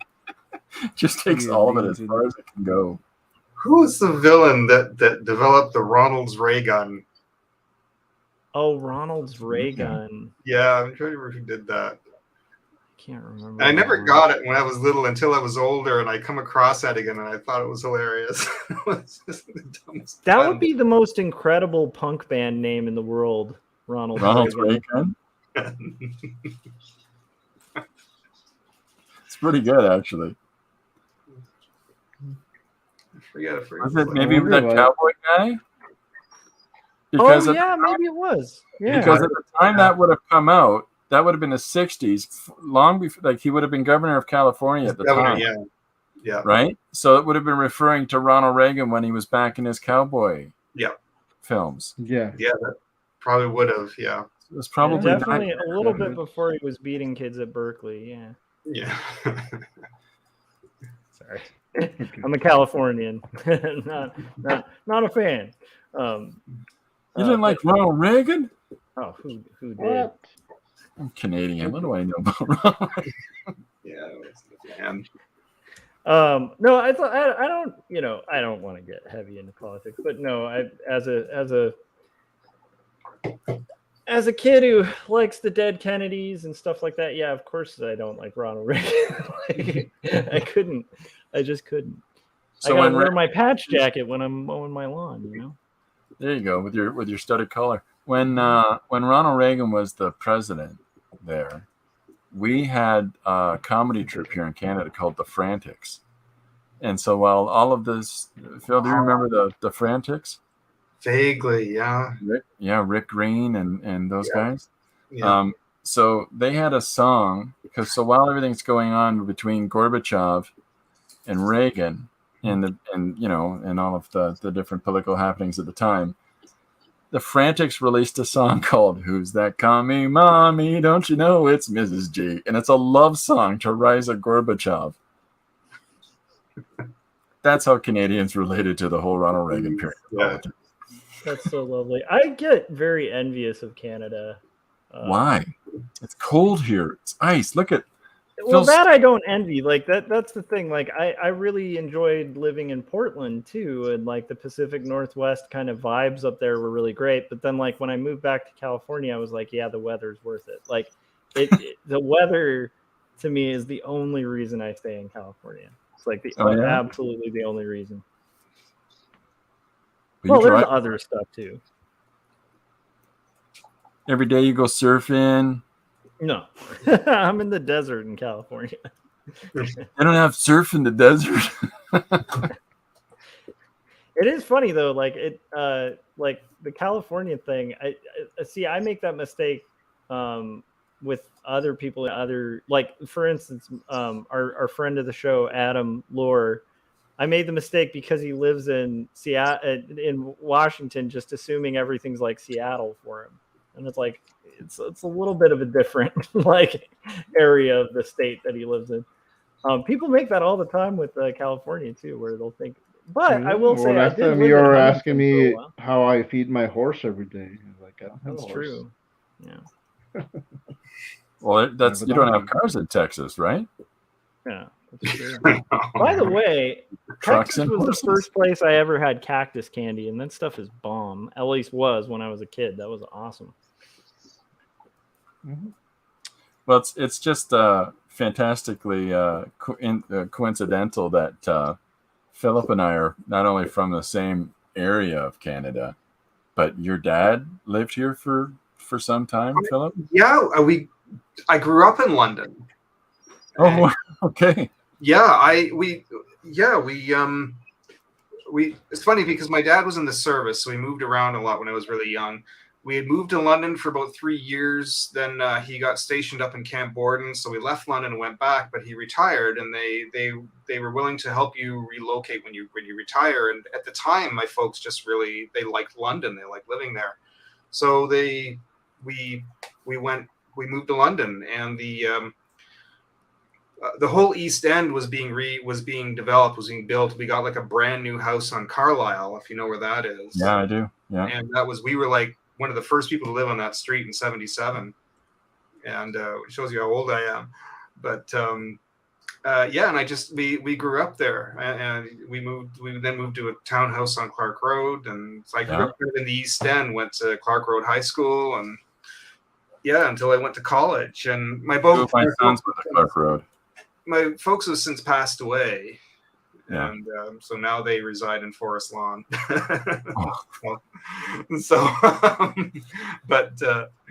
My dad, the last place they lived, though, they moved into an apartment at Huron and Highbury. So that's where I am. Oh, okay. It's right around. I'm at Briar Hill. So Briar Hill, just right off of Huron. So right. Yeah. Okay. Yeah, we. Where'd you go to high school? Clark Road. Okay. Clark Road. You guys continue on. We've been at the hour mark, so I'm going to disappear for a second. But continue. Oh. And if you want, also let people know where to find your work. Maybe we can start with Frank and then kind of work our way around. Yeah. Cool. Sure. Well, you can go to Etsy and pick up a copy of Captain Goggles and Masked Woman. I still have 6 copies left. I also have the mini comics, and I'm including 3 sketch cards in all my orders until I run out of sketch cards. It's a great drawing of you over there. Right on.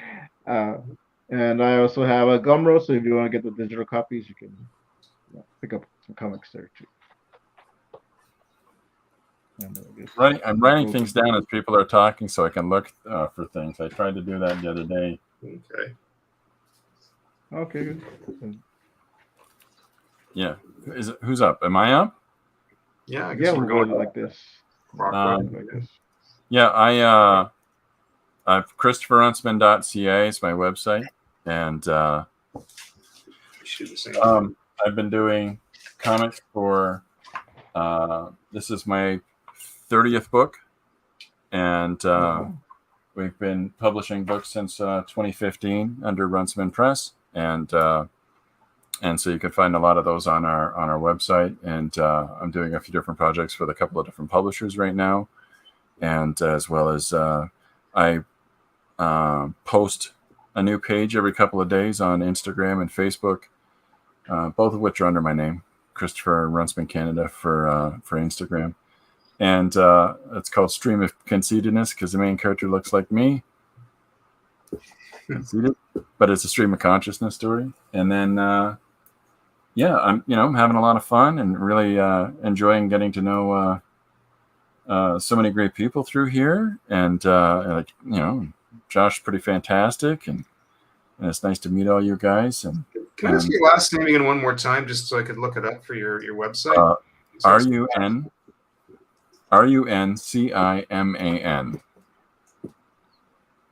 Yeah, we had him on Artcasters, and it was really, really just a super inspiring episode, actually. Oh, that's nice, yeah. Well, not inspiring because no, I'm just kidding. Like that would be horrible. If it was like it wasn't because of you. No, I'm just kidding. It was really good, and Christopher is I think very passionate about, like, your passion for art really comes through when you talk about it. It's really cool. And exciting and inspiring. The amount of work you've done in comics is kind of stunning. I can't wait to sit down and read the comics. Honestly, I'm really excited about that. It's exciting to be able to meet other creators, and exciting to be able to engage with everybody and sort of see what everybody else is doing. Oh yeah. Which brings us to Philip Kemble. Yes, Philip. Yeah, I used to draw. I still try to. I just you can find me. The best place to find my work is on Instagram. It's Phil Chandler Arts. I'm a freelance cartoonist, caricature artist. I originally went to school and was trained in traditional animation long before it all got converted to computers. And I just kind of didn't follow suit with that. So that's what time when I got into doing caricatures. And I just do kind of freelance work for people. I sort of create stuff I do for conventions for fun. I haven't actually done, everybody's doing comics on here, and I've never actually done a formal comic. But I'd like to eventually. I've got some ideas all kind of floating around in here for some things I'd like to do over the next coming year. So I'm just going through a bit of a process here in my building, and I'm actually going to be kind of relocating my studio soon. So that's why it looks like a disaster. But unfortunately, I won't be able to keep this space like this for much longer, unfortunately. But yeah, that's kind of me in a nutshell. It's a cool space for now. It is, yeah. It's I live in this little apartment building, and it's sort of a privately owned building, and they had this little office space down here, and I asked if I could use it as a studio, and we made a bit of an arrangement that I do a little bit of cleaning in the building. I take out the recycling. It's not a big place. It's not much job. And she's like, yeah, you can use this. So unfortunately, there's there's a bathroom next to it that's been locked and closed off for years, and unfortunately I have to tear it out, and it's going to cause some issues with the piping up above here. So I'm going to have to probably come out of here in about 2 months. So, well, that's unsettling and stuff. Are you thinking of just moving over your stuff to your apartment?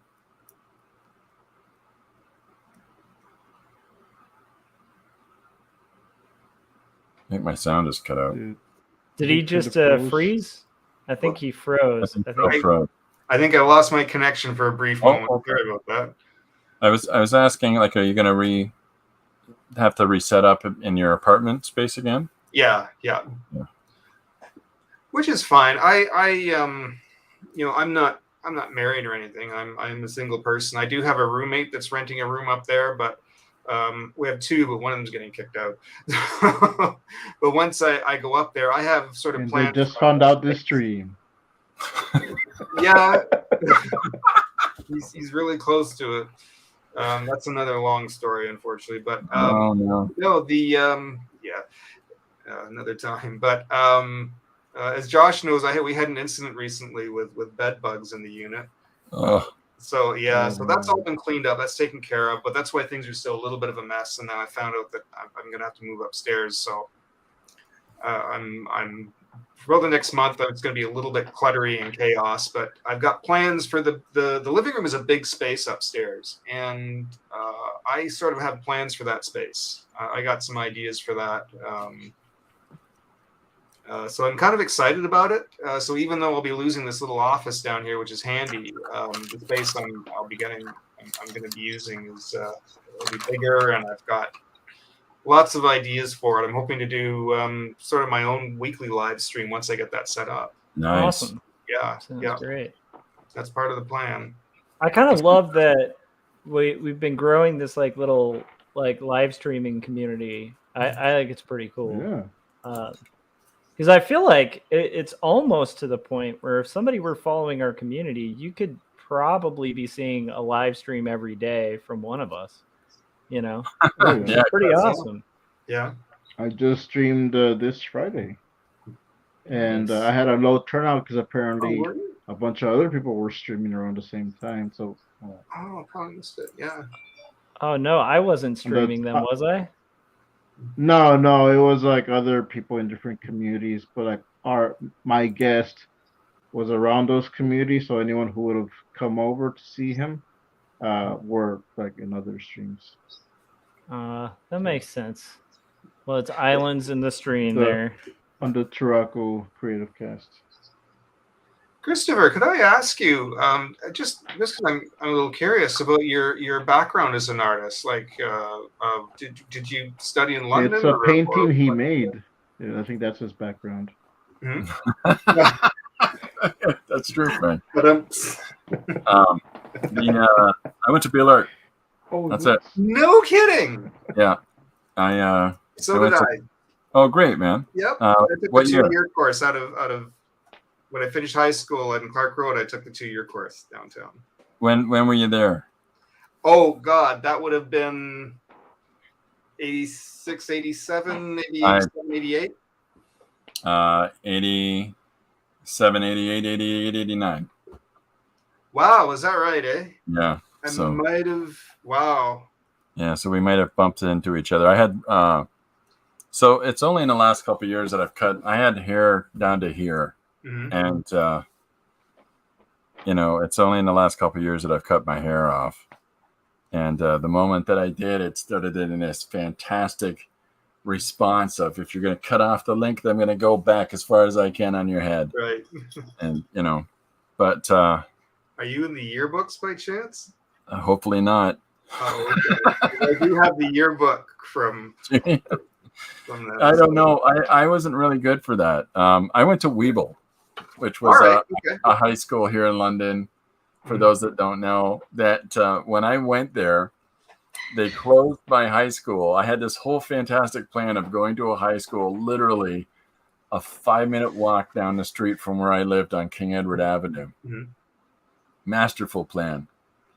And they closed the high school, and I then had to do this whole 45-minute excursion by bus downtown to go to Beal. Deal. Jeez. But I went to Weeble when I was a regular high school Mhm. with my godmother, and down the hallway from me, because part of Weeble was an adult education school, because our numbers were so low at that high school at the time that they had part of the building converted to adult education. Right. And then they just closed it as a regular high school to make it fully adult education. But for a while, I went to school with my mom. That's Canada, folks. Oh, geez. Yeah. Yeah. So, it's fine. So did you just take the 2-year course at Beal then? Or? I did 4. 3. Oh, I didn't know they offered that. I just did the 2-year. I did 11 half day, 12 half day in 1 year. Then I did the 2-year. Mm-hmm. And the last year I did was just specials in painting and drawing. What's actually painting and art history. Right. And I really enjoyed it. I learned painting from a guy named Brian Fry. Right. Beveling with ceramics, and I remember both of those names: Brian Yeah. Ling, Brian Fry. Yeah. These are all like great Canadian artists that would never Never seemed to get enough recognition, but for what they all did weird things. Like, did anybody, this is so regional, did anybody in their art education have that teacher that did that thing that on one level you look at them and go, that is fantastically cool, but on another level you look at what they did and go, why are you doing that? I had a painting teacher that would do the thinnest glazes of little washes in his watercolor abstractions, where he'd do 35 just microscopically thin glazes of color. And yet when you see these small abstract paintings, the depth of value of color in there, and the fact that the canvas almost seems translucent, but you're like, there's a part of you that marvels at it, but then there's another part of you that's like, I don't get it. That's 35 washes for that 1 inch square. So it gives you a different perspective on painting, I guess. Yeah. Yeah, I was sad when they tore down that annex. Oh man, it's so sad. It was, yeah. My youngest went to school after that, and so I'd have to go pick him up. And at the basketball court, and this is where I went to art school, folks. It's a basketball court. Yeah. Oh, so you never went to Fanshawe then, just out of curiosity? What's that? You never went to Fanshawe, just out of curiosity? No, Just wondered. I married and had kids at a young age, and so I have always learned to work after all the kids go to bed. So that's how I'm, burning midnight oil all the time. Yeah. But now that my children are all adults, I don't have to worry about that anymore. You still deal with whatever with kids, no matter how old they are. But yeah. One of my kids is in the spectrum, and so there's a part of me. There's always extra stuff that goes on, and another one of my kids is, what is he doing now? And so you're always worried about that one, and then another one is, I'm going to go to China. What? Jeez. So Christopher, you need to just pretend you didn't say what you said. You need to say that, like, once your kids reach a certain age, it's gravy. There's no concerns or worries, like, because my son's 8, so I need to look forward to a future where, like, your worries and all that go away. Because you're a good parent, this is my argument. Because you're a good parent, you're always going to be thinking about them. Yeah. But the moment-to-moment anxiety, that never goes away either. That's yeah. You need to tell me pleasant lies at this point that they do. No, the wonderful thing about kids, I put a note in the page that I just posted on Instagram, and I talk about how the things that we create take on a life. Oh, that's awesome. There you go. It's great. Connect that's my right. character. I love it. The things that we create take on a life of their own. And it's kind of like kids in that regard, right? Yeah. Like you raise kids, you give them the foundation of being whoever they are. Yeah. And then you got to watch them follow their own story. It's no matter what.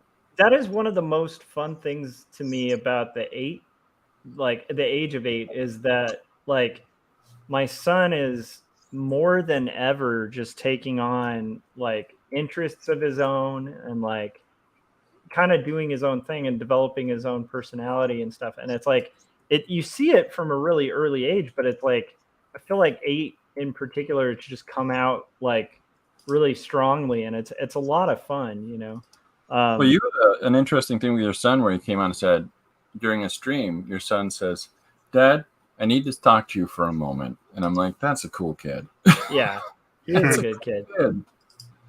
Yeah, he's a good kid. He's very sweet, very, like, I don't know. He's an interesting. Yeah. It's funny, like, there's different personalities, but yeah. Yeah. I liked when he was asking for his goggles. That one thing. That was They're fun, and then the older they get, there's these fantastic new adventures you get to have. We have 5. Lori and I have 5. Oh wow! Right? 'Cause it's cold in Big Canada family. and we need things to do. No, that's terrible. That's great. I was married before, my wife was married before, so we have 5 together, and because we are Brady Bunch family, they're really close. Our kids are all really close because our family really fused tightly, and it's a real blessing that's how it's worked out. But gold, you gotta get tight. my youngest is 20, and my oldest is gonna be 31 in 2 months. So It's amazing. I'm about 100 at this point, I think. Yeah, I feel like for the youths that might be watching this, I think we all seem extremely old to the Utes. For the youth. If there's one thing, Those whippersnappers. if there's one thing the Utes can pick up on from watching the old people, it's if you hear any punk bands mentioned, look them up. Yeah, I agree with that. Like Fugazi. If you're 20 years old, just stop listening to whatever you're listening to and go find Fugazi. Oh my gosh! Like, okay, here's the thing about Fugazi. Okay, like if you want to get me going on Fugazi, I will. But it's like, okay, so Ian MacKaye, right? Like the founder of like hardcore punk, like in the DC sound, like the reason straight edge exists is this guy. He's a legend in punk rock, right? Got tired of playing shows with like morons that would beat people up, and he had this other guy, Guy Picotto, who's like another DC resident who was in Rites of Spring, which is like the band that started emo, like as a genre. And they combined their powers like a just insane force to become one of the most iconic bands and sought after bands in rock and roll history. And they kept their integrity, which is insane. So there were points in time in the history of this band Fugazi where like every A&R rep for every major label was like offering them millions to just sell out and sign. And Ian MacKaye like had more dignity than I would have taken the money. I still to this day, if somebody was like, here's $1 million, like signed our whatever, I'd be like, okay, cool. But he didn't, and he's like the guy like Bill Watterson, similar guy, like integrity, like really worth like looking into the history of like one of the most integrity filled cartoonists alive. Ian MacKaye, like if anybody's watching this, like, but not just that, the music's incredible, and when you hear it now, it sounds like it was recorded like a year ago or today, and it's from 1989. They were doing stuff with music that like Nirvana and all these other bands like much later on started kind of ripping off, but it's like they were so progressive and so ahead of their time. But also I can't, if you get me going on Fugazi, I won't stop because it's my favorite band. What about the Minutemen? Oh, the Minutemen are great. Mike Watt, best bassist alive. No. No? No. Mike Watt's incredible. He's an incredible bassist. Got No doubt influenced about by it. him. But best bassist? What? I would say. I don't know. I love Mike Watt. I love Mike Watt too, but when you got guys like Chris Squire, Jack Bruce, Geddy Lee. Yeah, that's true. Oh my gosh. gosh. There's a great Pavement song. What about the voice of Geddy Lee? Were you gonna? Oh my gosh, I love it. I wonder, does he speak like an ordinary guy? I know him, and he does. You're my fact-checking cuz. I love that. I love that you know Pavement. That's amazing. Sorry, we're bonding now on nerdy music. Yeah. Pavement, another band worth checking out. If you like early Weezer before Weezer sucked, you guys should check out Pavement because Pavement is like pre-Weezer. That sound, incredible music. If very you've ever goofy. heard Stephen Malkmus in the Jicks, he was in Pavement first. Mm-hmm. You know what's funny? So I had heard for years that Malkmus was terrible live, like from people, and then they did a reunion show at and this was cool. It was like Sonic Youth and Pavement, and it was at like the Hollywood Bowl, like maybe like 6 years ago or something. Oh, that's crazy. And I swear, like Malcolmus was one of the most talented guitarists I've ever seen live, and I was shocked because like I had heard so many things like about where they're like he records well and like these horror stories about the live shows, and then I was like, no, this was like one of the best shows I've ever seen live. Like, and also skillful guitarist. Like he does a lot of like intentional like misplaying with Pavement, but you could tell like he knows like chicken picking and like all of the classic like telly moves on guitar. It's crazy. But yeah, that was a good show, one of the best.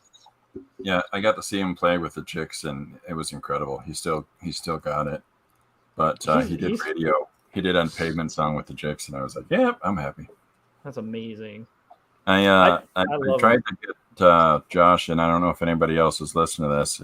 If anybody else is a really loud punk music fan, there's a band from Canada here. Canada, it's that British Columbia, Seattle sound of punk. They're called No Means No. It's hands down my favorite punk rock band. Nice. And it's two brothers. And then, the third guy joined on guitar, but it was one at the bass and guitar, and just they did an album with Jello Biafra from the Dead Kennedys, and with a song called "The Day Everything Became Nothing," and it's just one of the coolest songs. Oh, I love it. Yeah, but music's great. Music's a wonderful thing. Canada, we got a really kind of interesting, just these interesting periods of development in music that sort of. What did you ink that, Frank? Yeah, I missed it, buddy. I think I missed it. You gotta tell us what this is, Frank. Walk us through it. Mask Woman. So this is Mask Woman, but Dee Dee sent me a print for Anna, which I'm gonna send to her, and it's a masquerade mask. So I drew Mask Woman with a masquerade mask. Oh man, that's so sweet. Dee Dee is incredible, man. So I'm gonna color this and send it to Anna because it's and also gonna send her this Mask Woman card. Oh, I forgot to highlight the fact that Gary, when we were talking about strange perceptions of states, he said yes, Arizona. Everyone pictures Arizona a little weirdly, and then Corey Kerr followed up with, in their defense, or Arizona is a little weirdly. What does weirdly mean? Weird. I'd be interested to find out what their specifics on weirdly is. I mean, I kind of can understand. I have strange perceptions of Arizona, partially because I went to Arizona. It was very strange to me. What was strange about it isn't what, like, I think a lot of people just kind of view it as like this kind of crazy desert with like no cities. And so like if they go there and like see that there's like a civilized city there, they're just like, what's going on? I think that's probably what Gary's talking about. But for me, the stuff that was weird was more like I haven't really been to a lot of places that were that like wide. That was the only thing that weirded me out, was that when I was in Phoenix, like you'd have like a grocery store and then like 5 miles and then the next thing. And it was like everything was just very broadly spread out, like which is very strange when, coming from like California or other like large cities. It just seemed like a very like wide city with like it's definitely not like a city built for walking. Oh, okay. Well, I guess that makes a lot of sense because it's so spacious. People tend to spread stuff out. There's a lot of that in Canada, right? I mean, Ontario, not necessarily, because this is one of the most developed part of the entire country. But yeah, but in the prairies, it's no different than here.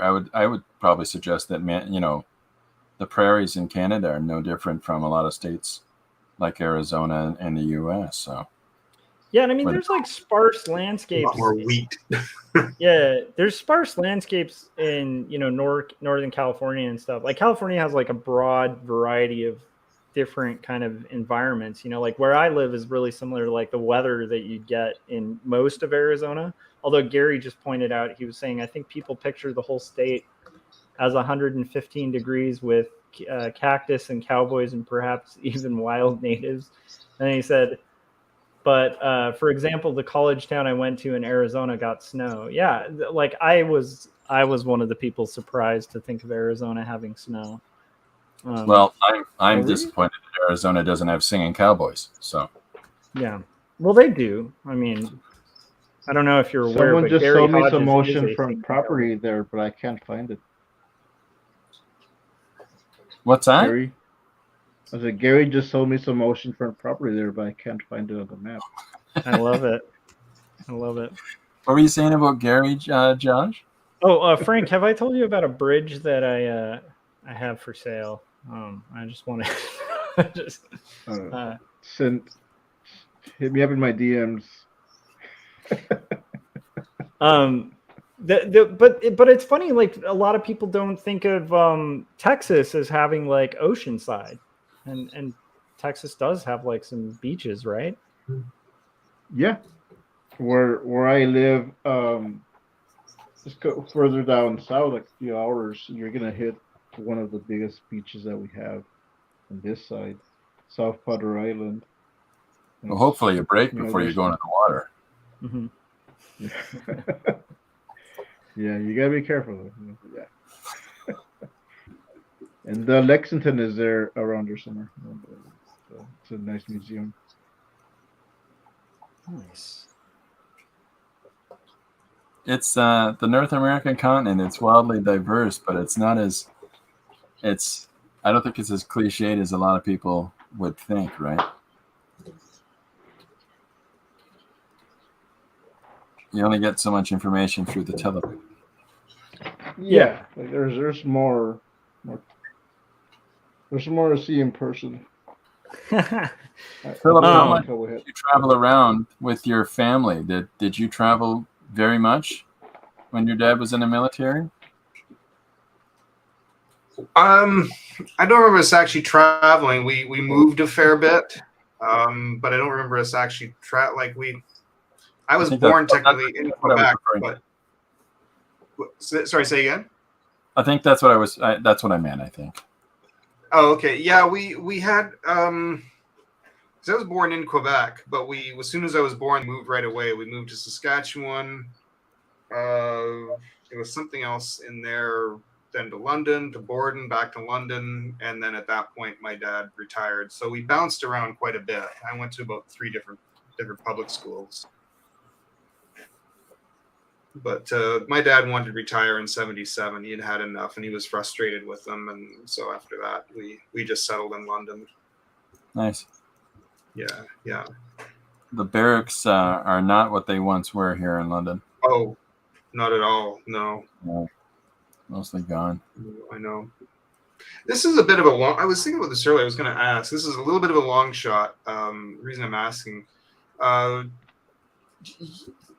You by chance don't know or familiar with Andrew Wheatley? See, I'm good with faces. I'm lousy with names, but it sounds familiar. But I could also be thinking of Mark Wheatley. Only reason I'm asking is he was a good friend. He's still a very good friend of mine. Who he went to Beale and lived in London, grew up, and he's also an artist, very active artist in the city. So that's why I wondered if maybe he does a lot of gallery shows, that kind of thing. So nice. I just thought maybe there's a slight chance maybe you might have met him, or the name sounds familiar. But it sure does sound familiar. And I'm an awful human being. Like Josh's name is easy to remember because I have a son named Josh. Right. But I forget names a lot. Like it's not that I just forget, is that I have to remind myself actively. Yeah. I'm the same way with names, actually. It takes me a long time to remember names. There's a couple times Yeah, that's not the best quality to have when you're an art director and you're training people, right? Because people tend to want you to know their name when they work for you. So I've That's had very to true, develop Henry. exactly. I mean, like Steve over here, from Texas is telling us all these lovely but I have had to kind of come up with ways to consciously like try to override that, but I empathize with that a lot. Well, you know what I mean, hat guy. Hey, Yeah. hat guy, plaid shirt. You remember? Yeah, that's how I do it. Yeah, the other best way to do it is just where you're like, "Hey, you, how's it going there?" Hey, that's You're my doing guy. a good That's job, the guy. buddy. I just Yeah, those. I just stumbled across something on my iPad here, Josh, and I What's must that? have done this like a couple of months ago, but I thought I figured I'd show you anyways if it'll show up. But I must have just doodled that out one day. You have to send me a photo. Is of that that. Joshua with a Hilarious. turban? Yeah, Nice. when he had his hair kind of brushed up and it was back, and I must have Oh, saw that okay. went kind of doodle that out really quick, and I just did this That is really so quick hilarious. caricature. I thought Josh was doing Kriskin. I absolutely love that. Johnny. Yeah, my hair is going to be pretty out of control in about a year because I've just given up on haircuts. I just gave up. My hair is entered into the Jack Nicholson stage. That's my. I love the Nicholson Oh, stage. Though. That's a good stage. I had sunglasses on earlier today, as we're going out, and as I got the sunglasses on here, and my hair's, it's time. It's time to go get your hair cut. There's no subtlety in my way. There's no trying to nuance. It's time to go get your hair cut. You're starting to look like the guy from The Shining. Yeah. I noticed that I gotta show this. Hold on a second. I think Matthew I have a Weber? copy of it. It's a Jim Lujan for his animation. I think it's here. Yeah. This is like something he made for the background of his whoa. upcoming animation, and it's like Corey looks all rad like Mr. T, and then I look like Charles Manson, and I was like, Let me see maybe I need a haircut pretty soon. So yeah, that was funny. Oh man, I'm jealous does now. look like He hasn't done a Frank cameo in a while. It's you guys look like you're up to no good there. Oh yeah. Well, I shouldn't have listened to Corey like recommending hiking. Really. In that drawing, he looks a little Travis Bickle, but in person, in the video at least, he does it like Philip, can I see that like one more time? I think. That's Oh, sure. Give me hilarious. 1 second here.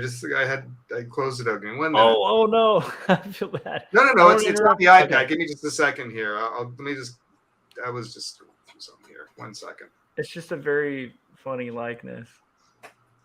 That's so great. There you go. That's so goofy. I love it. I love it. I'm not to you. All right, you guys, I'm gonna play a quick trailer for my book Jacob's Apartment, and this is a good time if anybody needs to get up, stretch, or whatever. It's about a minute, so it'll give you some time to recoup, so we can go longer. And you guys are welcome to stay as long as you want. I'm literally gonna be working till 2 a.m, so yeah. All right, let me put that on, and then I have to find it. Okay, here we go. And I'll be right back. So stick around. Okay.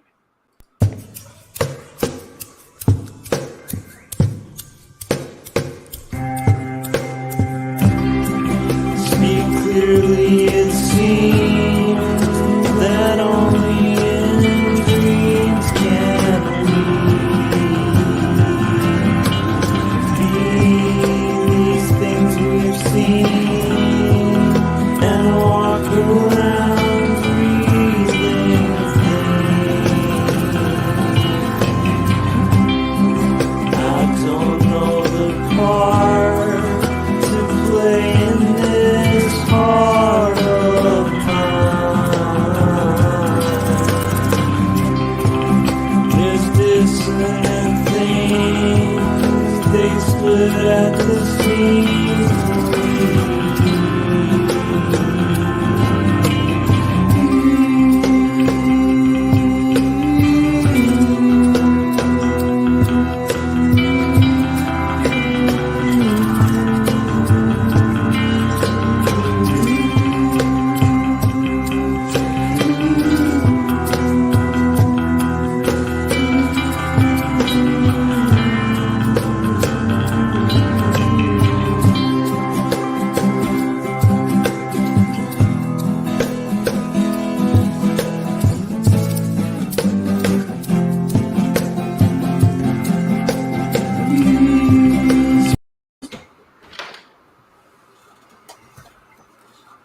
Frank turned into a drawing. All right, we're back. I think so. Did we lose Frank? He turned into a picture. Oh, he might be taking a brief break. So I always feel like at the hour mark, it's good to like stretch and, get some coffee. And I think we're getting a thunderstorm in my area. So we're supposed to be getting them in Ontario here. Right Thunderstorms sound kind of exciting. It's been really humid the last little while, so it's humidity. Yeah, see, that's a very Arizona thing too. When I was up there, you could feel like the electricity in the air. Is that common, Gary? I'm kind of curious if he's still watching, Gary, if that's a normal thing in Arizona. But I remember when I was up there, I might have had a bad impression of Arizona when I went up there. I do want to go up and like hang out though with like Scott and Gary and I think it would be fun because you guys could show me the ropes and prove me wrong that there's good Mexican food up there. Because a buyer when I was up there took me out we went out to where they said it was really authentic Mexican food, and I was like, this is the worst food I've ever had. It was horrible. You're like, I see no sombreros. This is not authentic. Exactly. I was like, this isn't legitimate, like the Bell of Tacos that I'm no, I'm just kidding. No.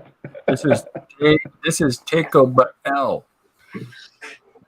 But I think Frank would know what I'm talking about because it's like California and Texas have like super authentic Mexican food. So it's like, it's just weird when you go somewhere and they're like, this is really authentic. And you're like, is it? Like, is it though? Anyway. Yeah. But Gary has told me, even here in some areas, there's like one of my friends, he's like, he was born in Mexico and you go to different Mexican places and like, this is not authentic. Like, it's close enough. I mean, my favorite thing is a breakfast burrito, which is not authentic, but I love chorizo breakfast burritos. They're like my favorite thing in the world. So I guess I can't be too much of a snob. I like chorizo tacos. Hell yeah, dude. It just has to be the right chorizo. Because like there is that weird, like, the oily chorizo where it's just like gross. Yeah. Yeah. Yeah. Well, Frank? Phil or Philip? Phil's fine. Phil's fine. Okay. Philip will know all about this, but a delicacy here in Canada is we take maple syrup. We open the expensive bottle and we pour it in the snow. Oh, dude. And then we eat that snow with a spoon. Okay. And really? There's abundance in this country. I think that my dad might have picked up that habit because my dad lived in Toronto as a young man. And when we were growing up, anytime it would snow, we would literally grab, like when we lived in Texas, it used to snow. And we would have maple syrup covered snow, like for sure. And that's funny. I didn't realize that might be a Canadian thing. Oh, yeah. Yeah, we do it everywhere here. It's Canadian. We're just silly about it. Just the whole country stops at the drop of a dime and just does it. That's so funny.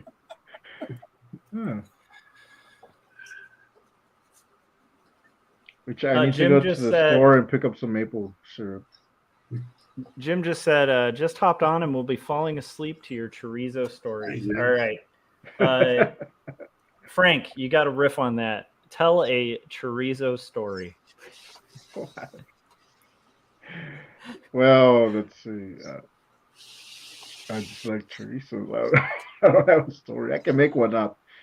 Once upon a time. So, as a kid, when my mom would be making chorizos, we were poor, so we couldn't afford gel for our hair. So she would pour out the grease in a cup, and we would lather up and get our hair nice and slick. No, that's not true. But I can tell a true food hair story. When I was a young lad and I was following Christopher's what he was describing as Goofy, if you're still doing this at like our age, but it's like when I was young, I used to wear the punk uniform for a little bit. I had like 1 or 2 years of like wearing the punk uniform till I realized it was a uniform, and then I was like, that's not very punk. But anyhow, so I used to wear the uniform. I had my like patched up jacket and everything, and like I had just got my first like mohawk, and I had read. I had, this is like pre-internet, so there's no access to the internet to find out how to do a mohawk and stuff like that. Everyone and their mom was just like, dude, you just use eggs. So egg whites, right? So I do egg whites and it works perfectly. It's awesome, right? But then like I remember my friend wanted to go out for lunch, and so like if this is high school kids, you know, being goofy, we're all piling into a car. I pile into the car, my mohawk like taps the top of the car, and just white powder just goes poof like all over the car. Excellent. And I was humiliated and embarrassed because I thought I was being like Mr. Cool, and here like for the rest of the day I had to walk around school with just like white powder covered hair, and I learned my lesson about the truth of the eggs in the hair. Did you have the dissatisfied hawk from that point forward where it just bent sideways? Oh yeah, for sure. Like a killer whale in captivity. Exactly. I love that. That's a great description. The Canadian punk outfit is a ridiculous logo shirt and a lumberjacket, or like a checkered shirt. Oh, nice. That seemed to be the Canadian punk look. That's cool though. That's like very Minutemen-esque, like the best bassists, you know. It's also functional, right? Like there's the functionality of staying warm. Yeah. Well, I did wear myself a lot of you know. I have one of those 90s. plaid flannels, the checkered lumberjack. Yeah. Actually, in the closet. I don't wear anything like that anymore, but that's largely because, but I still tend to have the shirt over the shirt look. Yeah. You know, even at my age now, and it's like, but I also I don't have as much selection maybe as I could when I was younger, because I'm the size of a domesticated gorilla. So I totally okay. I had like an aging moment. So for my work, like we had achieved this like really big milestone. And so we did this like fancy dinner at like the Smokehouse in Burbank, which is like this really fancy restaurant. It's probably the nicest restaurant in Burbank, right? Nice. And so it's a work event. It's formal. So I'm like, okay, I'm putting on my 3-piece, you know, and I try to close the pants of my suit, and I had for the first time in my life, because I've been a guy with like a fast metabolism my entire life. For the first time in my life, I had that moment where the clasp wouldn't close, and I was like, "Oh my gosh, I can't close my pants." That is a horrifying moment, and I have yet to rectify it by losing said weight. But well, this isn't for me. This isn't as a weight thing. It's I'm 6'6", and so you're just purely a giant. And so your options are limited. That's exactly it. So finding like, you know, I want to dress like I did when I was young. No, I can't. There's no chance of that little moment for me. Well, you know, I guess it comes with benefits. The only downside that like, so I've had friends who are pretty tall, and like the downside I hear about a lot is just like quite often, like the thing I was describing about the mohawk getting into the car thing can happen with your head, like quite often. I don't fit in cars. Yeah. Cars are made for upwards of 6'2", 6'4" for head clearance. Mm-hmm. And so, yeah, I drive a minivan, not just because it's cool. Not just because it's cool. I love it. I love it. Josh, I did send you that picture, by the way. I sent it on Facebook Messenger. Oh, I'm excited about that. That is hilarious. That is So good. Oh my gosh, I love it. I forgot I had that. I doodled it months ago. And That's great. Josh, I made a portrait of you the other month. So you're laid out on the couch. It's like the Seinfeld, the George Costanza. Yeah. Have you guys rewatched those episodes? Like that show was actually pretty, like, just incredible. Like, yeah. We own them all on DVD. I love it. That's a keeper. That one there. It's just it kills me, the writing on that. I love Peterman. I always got a kick out of Peterman, but my favorite character on Seinfeld is and always will be Bookman.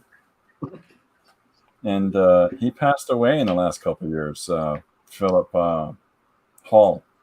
Oh no. Bookman was a guy. It's like, what do you think? You're some kind of comedian? Well, nobody's laughing at you now, pal. he's a guy that collects due fees on books, who just happens to be named Bookman. And that's the whole Tropic of Capricorn episode with George Costanza. It's so good.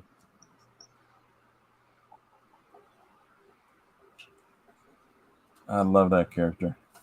Oh man.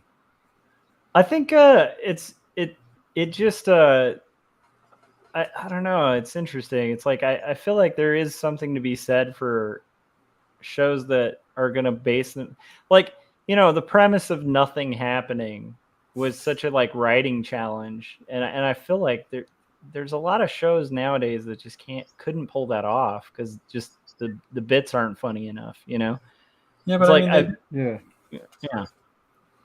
Sorry. No, go ahead. About nothing. Well, they did really controversial things too, like the whole, shrinkage because it's cold episode. Yeah. Yeah. Like when that came out, that was a big deal, All the guys felt vindicated. we got away with that. It was cold. So good. Well, because the rest of that episode's the worst. She saw him, so George wants to figure out a way to see her. Yeah. Oh yeah. So good. Yeah, the contest episode. There when Kramer comes back in. Excellent one. Gary. I'm out. Do you guys know what the contest one is? Yeah. I'm trying to remember it. Remind me. They made a contest, like they couldn't go a certain amount of time without masturbating. Oh yes, okay, I remember that one. Yeah, that one is good. Looking at a girl across the street as they're making the bet. 30 seconds, Kramer goes to his apartment for 30 seconds and comes back in and slams money on the counter and goes, I'm out. So bad. Oh man, those are so good though. Like, I don't know, it's just it kills me. The timing kills me. My favorite thing, like, I love this on Curb Your Enthusiasm too.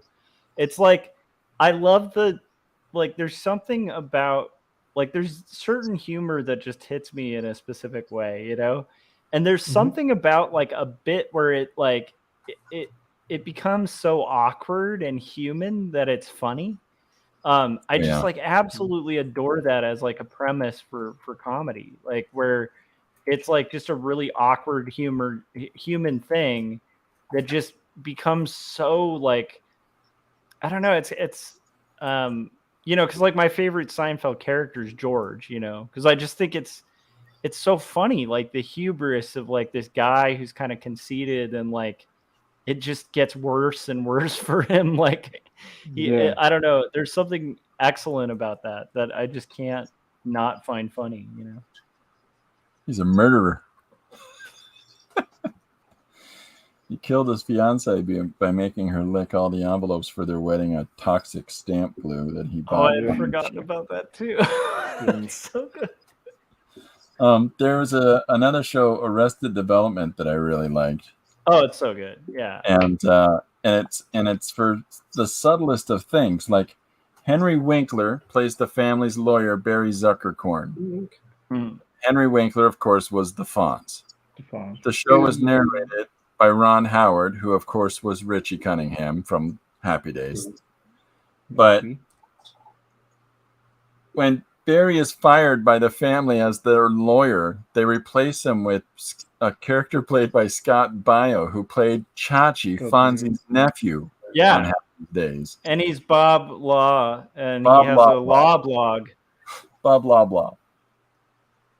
It's so good. It's Bob Law's law blog.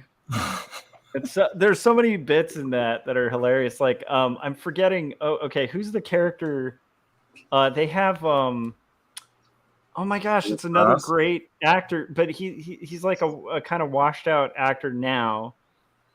I think it's is it Lamar? Oh my gosh, Lamar. Oh, my brain is blanking out. Phil Lamar? No.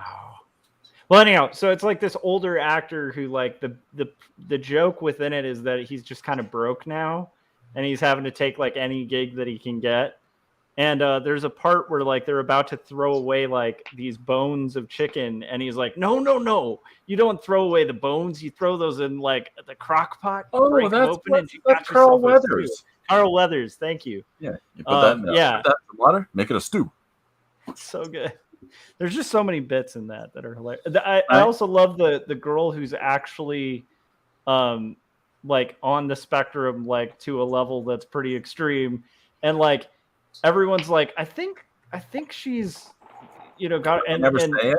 Yeah, but like the whole time, like he just thinks it's like cute, like she's just being cute, and it's like, no, she literally has the mind of a child. Like it's that bit was good. I don't know, everything in that was. Her uncle is Mr. X.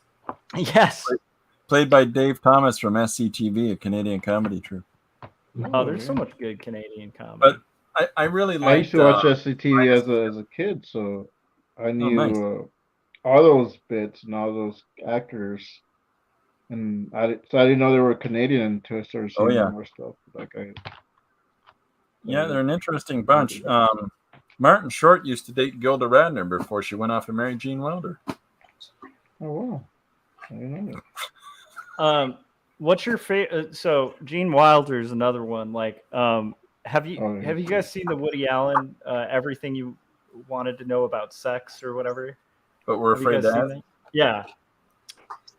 Gene Wilder's bit in that is one of the funniest things. If you're used to like seeing Gene Wilder as like, you know, Charlie in the Chocolate Factory kind of Gene Wilder, it might be a little shocking, but there's a bit with him in it that is one of the funniest things I've ever seen in my life.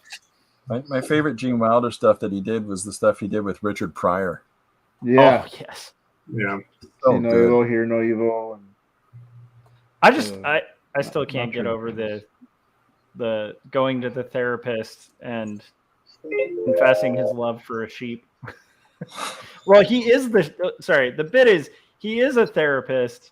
There's a guy who's in therapy because he's having sex with a sheep, which is clearly a problem.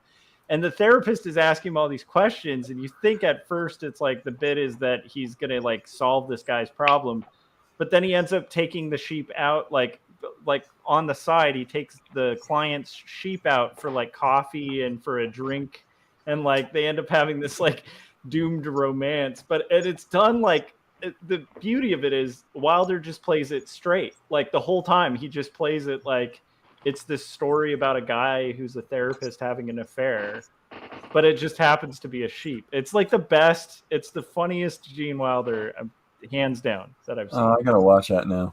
It's so good. What's that one called?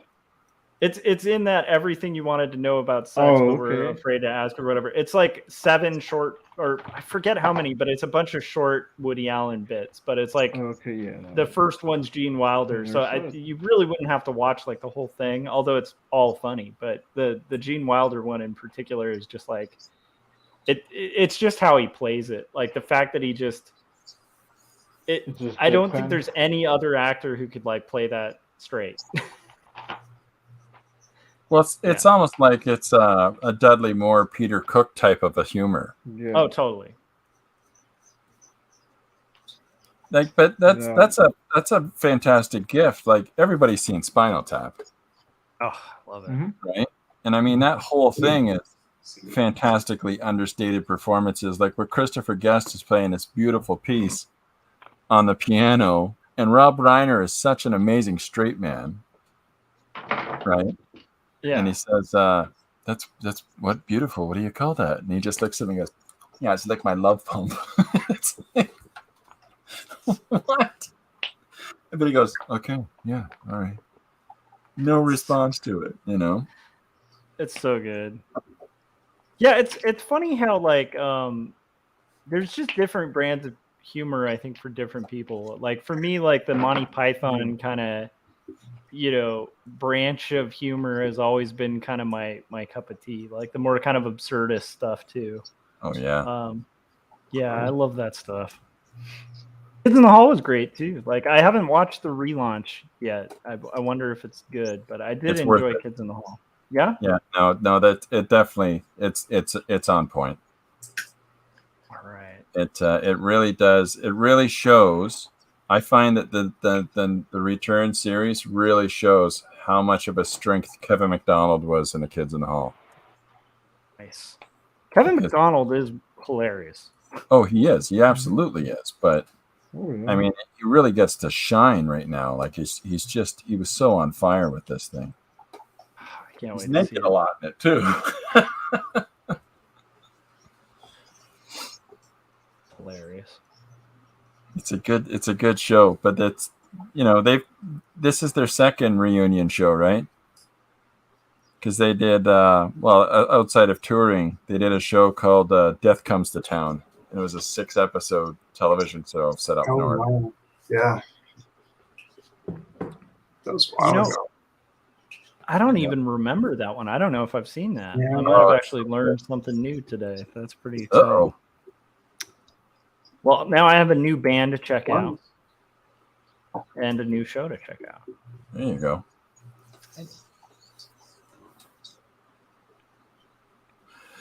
Yeah, it's we had a thing in Canada here. We had a show called Bizarre, and Bizarre was this guy. Wait, the Czar or Bizarre? Bizarre. Okay, got it. And John Biner, and it was very 70s, 80s. But what was interesting about it is that Super Dave Osborne was a regular on the show. Oh, wow. And I don't know, do you know Super Dave at all or no? I know who he is. Oh yeah. I feel like that's where he started, I think, with that show, wasn't he? He started on Bizarre. Yeah, I remember that. I remember watching that. We thought that segment was hilarious, and we were all excited when he got his own show. Oh yeah. But the guy is who is he? He's on Curb Your Enthusiasm too. He plays he's the guy who's like 6'5" or something. He's got a voice like this. Oh yeah, him. Okay. Yeah, well that's Super Dave Osborne. That's his that was his stage name. Oh, the one with the really raspy voice? Yeah, really tall. Mm-hmm. Yeah. Cut the shit. Cut the stuff. I used to see him on Dave Letterman when he would do years bits. ago. Oh yeah. So that's how I knew him. And Sorry? That's how I knew him through Dave Letterman. And then watching Norm Macdonald live, and he would be on Letterman too. Jeez. Yeah, he's kind of everywhere. I used to like Chris Elliott on Dave Letterman. Oh yeah. Mm-hmm. Chris Elliott did that. Didn't he do a Shatner parody, or was that Chris Elliott? I'm thinking. Yeah, he did. He did that. He did testing out dog foods, and he just with the spoon.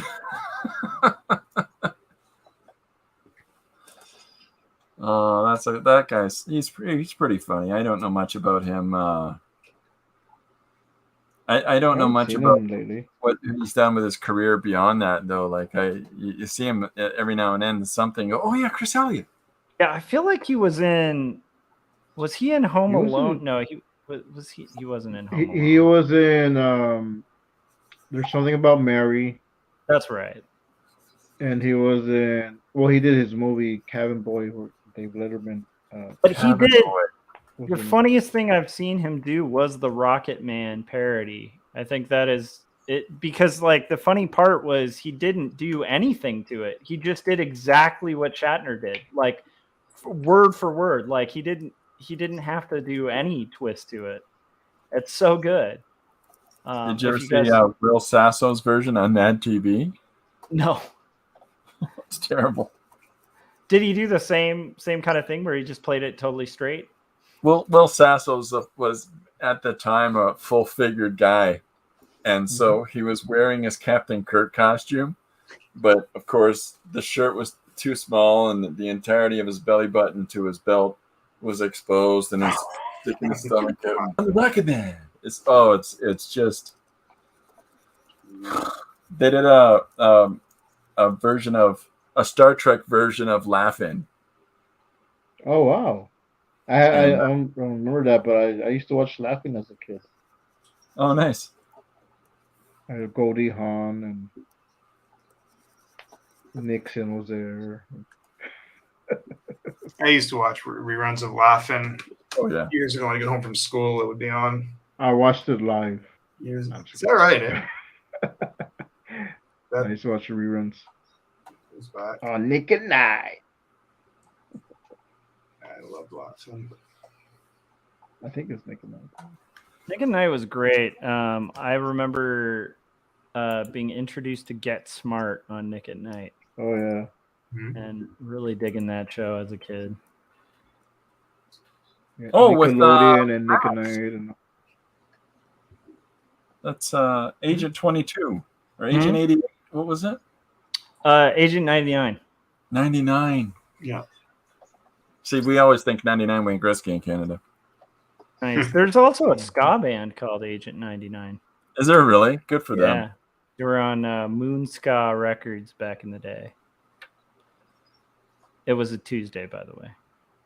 Whose bit was that? That was somebody's bit where they said back in the day it was a Tuesday. I just can't remember who. That's a great bet.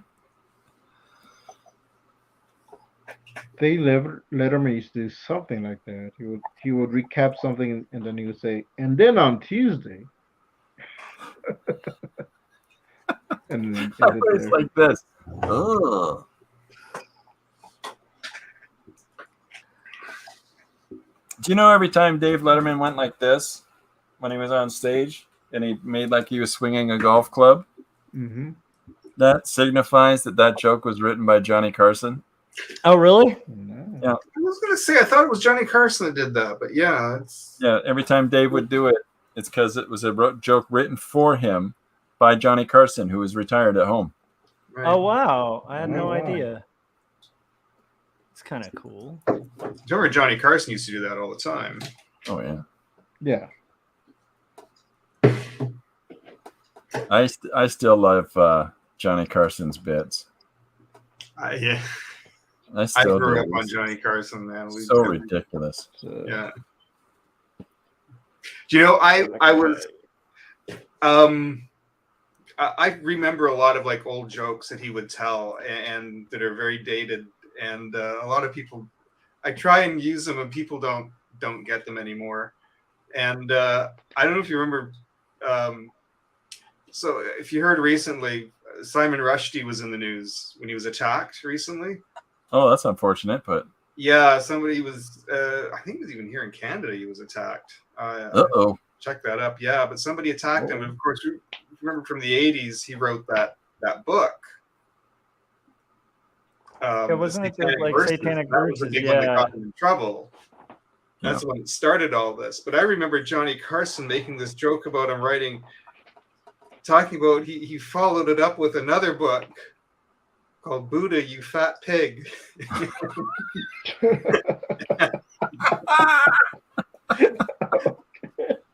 And So I was telling somebody, I was talking to somebody because it was in the news there when I work part-time at the YMCA a little bit, and the TVs are on, and that was on the news. And I remember like, yeah, he wrote those 2 books, The Satanic Verses and Buddha, You Fat Pig. And nobody, just blank faces on everybody. Nobody got it. That's so great. My favorite Johnny Carson joke is, all right, the hottest part of Africa, 2 rhinoceros, up to their necks in rank, tepid water. Worst place you could be, flies buzzing around their head, sweating themselves crazy. Worst situation you can be in. Are you following me here, Ed? And then Ed McMahon would go, yes, right? Okay. The 2 rhinoceros, the one says to the other one, now get this, can you believe it's a Tuesday?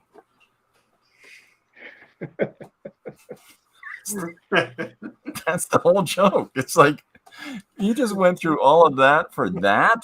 Absurd. Yeah. I love it. Can you believe it's Tuesday? Anna Robb said, wow, I just came here at a perfectly weird moment. I know, I read that as I'm in the middle of doing this bad Johnny Carson impression. I watched live the night he told the sis boom ba joke. If you remember that. Yeah, no. Dude. I saw that the night he told it. And I still remember that because both my mom and dad were killing themselves laughing, and the audience just kept laughing through that, and you're just sort of waiting for when it's going to stop. There's certain guys like that are just My geniuses. marker just died. Yeah. They're just like Tim Conway. Oh God! You guys know who Tim Conway is? Oh yeah. Oh yeah. My dad loved Tim Conway. Holy crap! I still do. Like I just Dorf on golf. Dorf. Dorf. He had a great joke about Siamese twin elephants. And he just riffs this joke improvisationally on stage on the Carol Burnett show while they're in the middle of a sketch of Mama's Family. Yeah. And he just starts telling this joke, and you can tell that no one else on stage knows what he's going to do. Yeah. And I remember a time we saw a couple named Siamese elephants. They were attached together at the trunk, but they had a terrible hay fever. And every time one of them would sneeze, they both go. One is sneeze and the other's eyes would get real big. They couldn't make noises like other elephants. They just go snort. You just watch a cast fall apart because they're completely unprepared for what one of their fellow cast members is doing. I think Dick Van Dyke was nice. I think Dick Van Dyke was a guest on there that night. The funny thing is, I don't think that segment actually aired, but it's been like it was. They finally showed it on like reunion specials, and then it went all over the internet. But I don't think it actually properly aired that bit because it was just so out of control. Oh, probably. And I bet Vicki Lawrence probably swore at him. There's a really great moment, really great character Tim Conway had where he played a Nazi interrogator in World War II. And he's supposed to be this really threatening and scary guy. And are you the interrogator? And he'd say, no, he's right here. And he pulls a puppet of Hitler out of his shirt. And when he goes, you're going to make him mad, and he's going to go in my pocket and get out his stick. Or he's going to go in my pocket and get out his bat. And he takes a pencil out of the pocket with the puppet's hands. Right. And he goes, oh, you're in for it now. Because it's so dumb. What's his name? Oh, I'm drawing a blank on his name. Couldn't keep a straight face. He was just Harvey Korman. Oh, he'd always crack Harvey Korman up. That one was what's his name? He used to be on Wonder Woman. I can't think of his name now. I can't either, but I know exactly who you mean. He's a guest on me when I remember that episode. My dad had all these on VHS, and he would watch them over and over again. Nice. Yeah. There's just certain moments in comedy, like Carol Burnett show, Seinfeld. The Carol Burnett, that was the other one I remember watching the day they aired it, was when they did Gone with the Wind, and she come out with the curtain rod dress. Bob Fosse design. Yeah. He's like, oh, I just saw it in the window and I had to throw it on, and she left the curtain rod through it.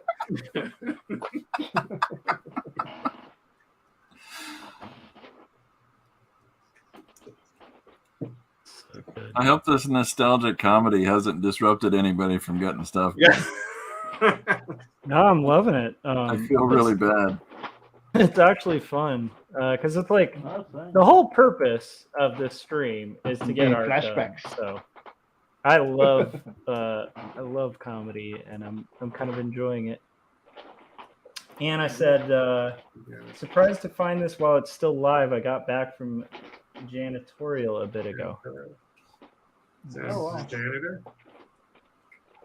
Do that kind of Yeah. So Anna is my co-host on the Truckle Creative Cast. So she wasn't able to do it this Friday.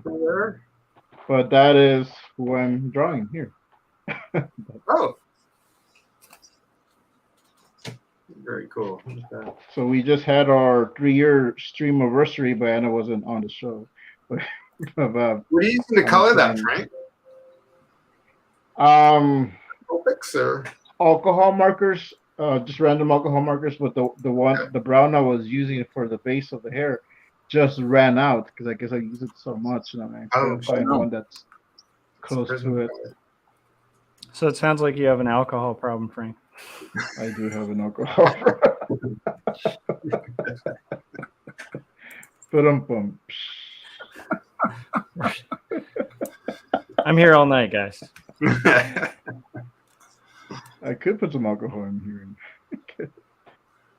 No, it's. Oh, yeah. I think. Do you guys remember how crappy markers used to be, and now they're like incredible? Yeah. I find that very strange. Like, I used to hate markers, and now it's since I discovered alcohol markers, I'm like, stored alcohol and markers. Yeah. Since I discovered alcohol markers, I draw all the time.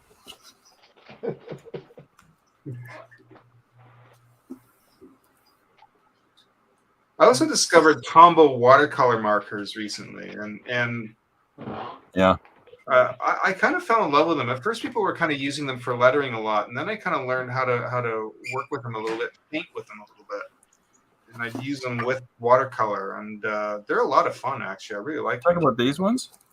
Yeah. I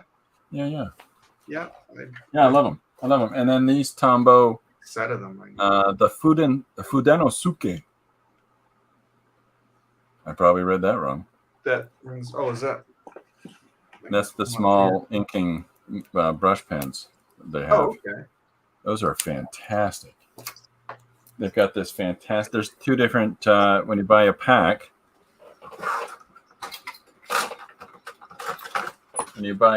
it comes in two, and one is soft and one is hard. Oh, okay. And so it just gives you this massive amount of versatility in your inking process. So what's it called again? Well, it says in. I'll just show you the package, guys. Yeah. I love tools. What kind of markers are the ones you're using, Frank? Too. Like, are you using Copics or what brand? Yeah, very cool. Well, this one right now that I'm using is actually a cheaper brand from Five Below, but I like the way they do. This one does kind of color and blend like a Copic marker. So, what brand is it? Run out quickly. It doesn't have a brand. It's just a dual tip marker. Oh, wow. But they have them at Five Below. I was gonna say it looks like that's cool. It looked like a Prismacolor for a moment, but it might like have that same model of it. But I also use Ohuhu, and I have some Bianyo markers. It's just like this shade of brown that I was looking for the base. This one's perfect. and I just ran out. And I'm trying to see Oh, if no. I'm trying to see if I have another one because I used to buy a few more, and so I'm looking for my spare one, but I think I might have used it as well. That's awesome. There was a G3 Solar Storm this week. Apologies. That page is kicking, Josh. Thanks. I'm getting there. It's taking a while. Yeah, there was the solar flare I was talking about, the GM3 Solar Storm on Yeah. Wednesday to Friday this week. I didn't hear about that. G3. Yeah. Yes. Wait. Explain the solar storm because that sounds awesome. Anna is saying in the comments, so there was a G3 solar storm Wednesday through Friday this week. It messed up all the digital clocks in my house and caused surges here. Weird stuff. Let's go. Wow. So yeah. I missed it. Crazy. It's pretty badass. I don't know what a solar I don't know. I want to look into this now. Solar storms. Solar Sounds storms Yeah, there are were solar flares. that's where people are really concerned about the disruption of the power grid and Yeah. yeah. I just think that's interesting. I'm looking for superpowers. Yeah, I know. that's true. I ran Like outside during the solar storm. yeah, I it think rarely does. Like lab accidents and solar storms and stuff in reality don't tend to lead to toxic Avenger level superpowers. That Boy, you're telling me. That's it. Yeah. Yeah, I the What do wish you I guys would known think- before I. as a superhero when you go out. What's that? What do you guys think about? I wish. Josh, you keep Go ahead, Frank. messing up my joke. I wish I would have known before I rode around in that toxic sludge.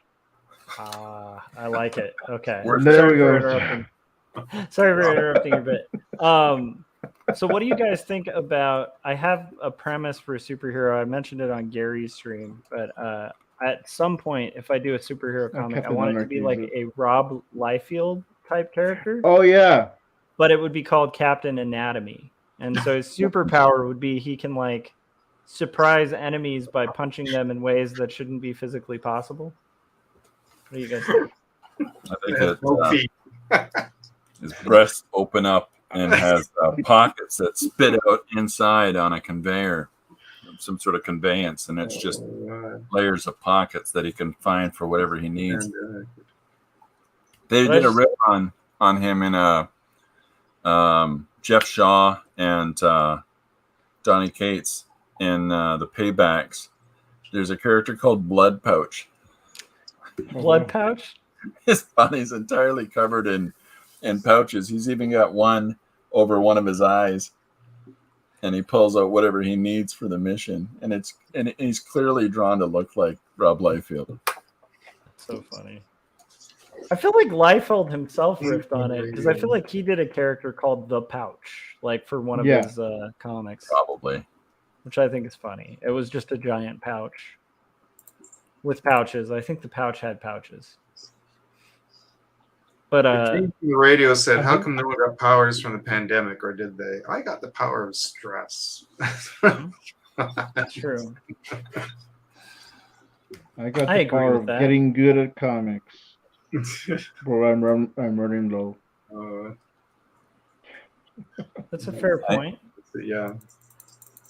I created a character called Captain Sincerity. He's based on Scott Thompson from Kids in the Hall. Oh, okay.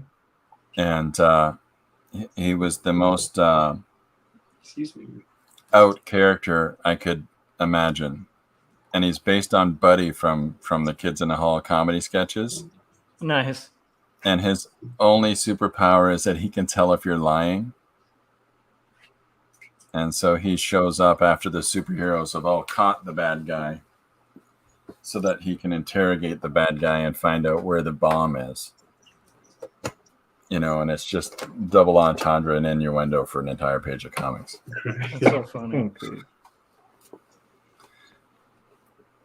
I My love comic it.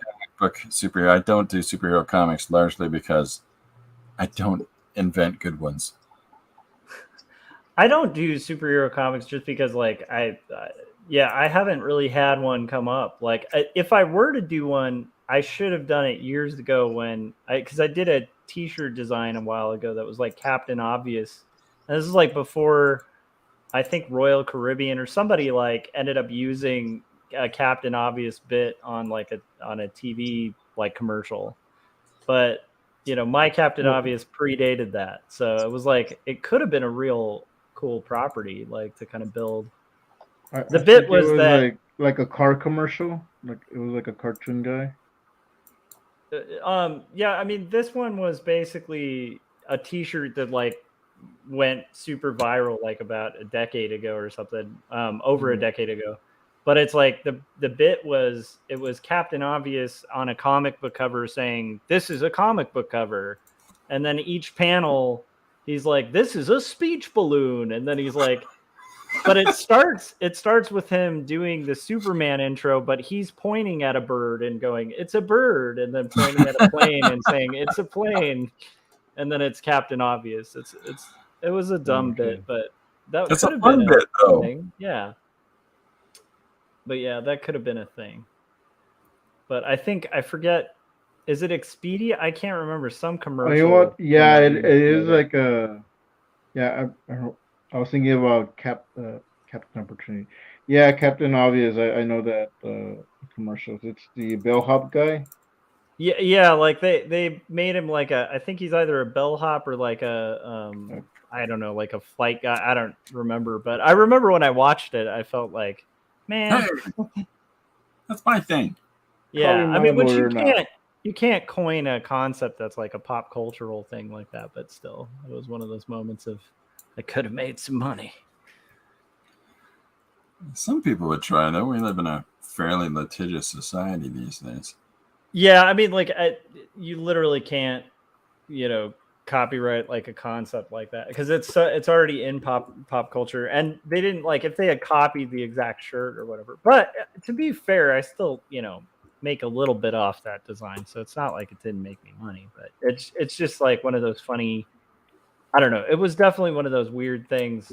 I remember another time having another design that this one was more disturbing, where it was like the premise my friend and I had come up with was a therapy session for like characters that don't exist. And they're like basically like dealing with the fact that they don't exist. It's like fantasy characters at like a group therapy thing. Oh, okay. And then there was a commercial like 4 years after that was exactly that. And we were both like emailing each other like, how can we do anything about it? But again, it was like you kind of can't like do much about it because it's just a concept, It's kind of weird. When I was a teenager, I did a comic book with a friend, and we were both working on our own books at the same table. He did Martini Man. It's a guy who had straws sticking out of his hair, and he had a. Oh no! Philip just lost power. Yeah. It's the solar storms. Sorry, Philip. Thank you for hopping on when you did, though. And if you can come back on, you're welcome anytime. Okay. It came from the radio. My favorite indie superhero is The Capitalist by Patrick Riley. He just pays off criminals not to commit crime. That's hilarious. That's fantastic. Anyways, the comic character I came up with when I was a teenager was Captain Apathy. That's a very good teenage. That's good. It fits for your age, right? Yeah. And so Captain Apathy's entire thing was, Captain Apathy, they're robbing the bank. All right, I'll go. He's like, meh. Captain Apathy, are you going? Because he hasn't moved yet. And he'd go, yeah. What's the big deal? I'm going. And he just moves at a snail's pace. He just never makes it on time for anything. I like that. He's completely apathetic about everything. I've got this ray gun. I'm gonna shoot you with it. Fine. I mean, what am I supposed to do about that? It's just the stupidest series of jokes that we can make. I love it. There's a part of me that I want to go back and do it, but somebody's probably done it.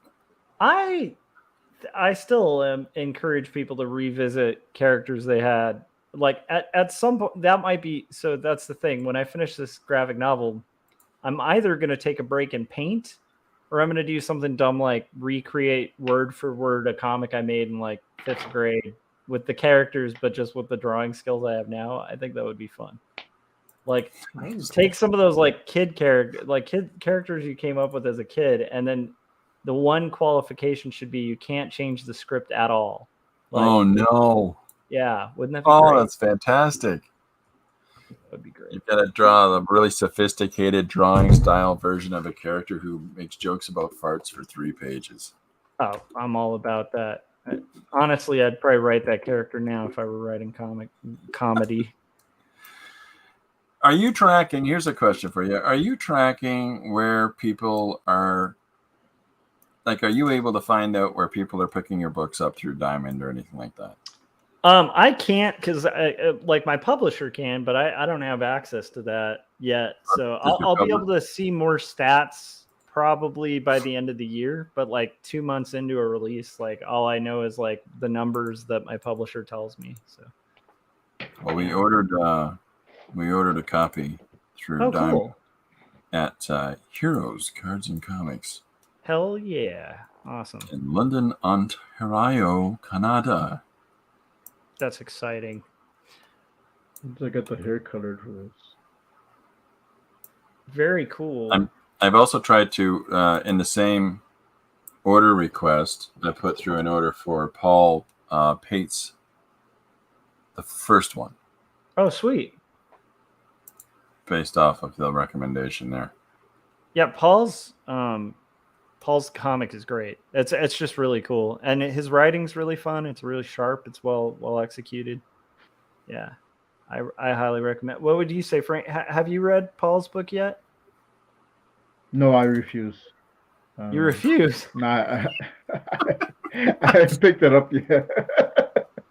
I read Samurai Tie, but I haven't gone the other one yet, the detective one.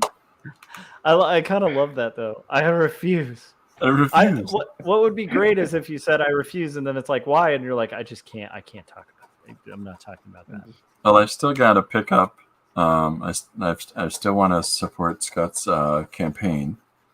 Oh hell yeah, Scott Circle's campaign. But honestly, I am so pathetic about following through on business ends, some business end things, or like some, things I'm allowing myself to distract myself with. I'm really terrible about that. And so I'm like, all right, well, I got to order these books through Diamond, or I'm going to do that now. Okay, that's enough for today. It's like Yeah. I give myself like a block of time, and okay, I'll do those ones tomorrow.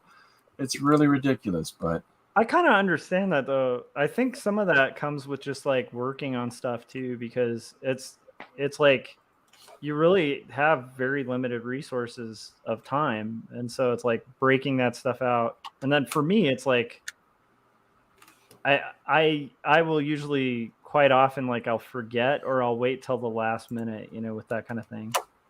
Yeah, I'm not great for that. I'm trying to get better. I'm laughing. I'm sorry, Josh. I was laughing because of a couple things. I'm still laughing about it came from the radio's indie superhero, The Capitalist. That is a great.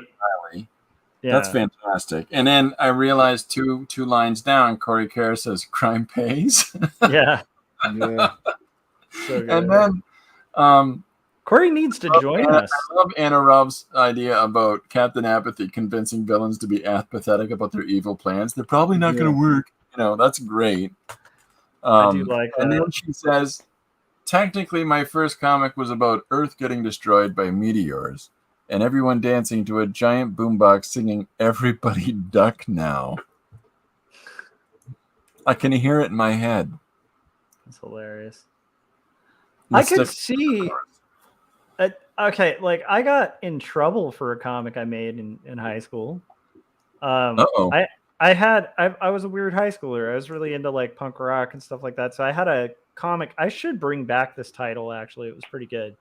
So I did a zine, and it was called Odd, Demented, and Pulp. And Okay. and the premise of it was basically there was a hitman janitor who worked on the high school campus. And he was a janitor at the high school, and then he was a cleanup guy, like for his day job, Okay. like outside of the high school, you know? So he was like, yeah, like, so he'd clean up dead bodies, and then he was a janitor. Oh, And then there's like a misfortune, an unfortunate event where he ends up killing the principal of the school, and the principal looked exactly like my school principal. And so I ended up getting in a lot of trouble. They didn't mean to kill him. He's just like, I think the principal walked in the restroom thinking he was going to catch some kids smoking cigarettes, and instead he walks in on the janitor cleaning up a dead body, and then has like an epileptic seizure. And it was like this terrible, horrifically violent comic. And he was pretty justified in, me getting in trouble for that. But was your real world principal epileptic? No. Okay, because No. That would have crossed a line. Yeah. That's just perfectly close. Yeah, that would have crossed an incredibly bad line, but no. But anyhow, so that was my my weird high school self. So I was a strange kid. You put him in the book out of love and respect. Well, no, I absolutely hated my principal, but I didn't want him to die. I just thought it was funny drawing caricatures of him dying. Oh. It's a terrible thing. I was not. I don't know. I had a math teacher, and on the assignments I would draw little tombstones, and I would write his name on the. Oh no! And I got in trouble. I got sent to the principal's office. Yeah, so we were some disturbed kids. Well, that's the weird thing is, like, I don't really think I was a disturbed kid, but I think I was just a weird artist, you know. But don't deny it, Josh. Yeah. Corey Kerr just wrote something brilliant.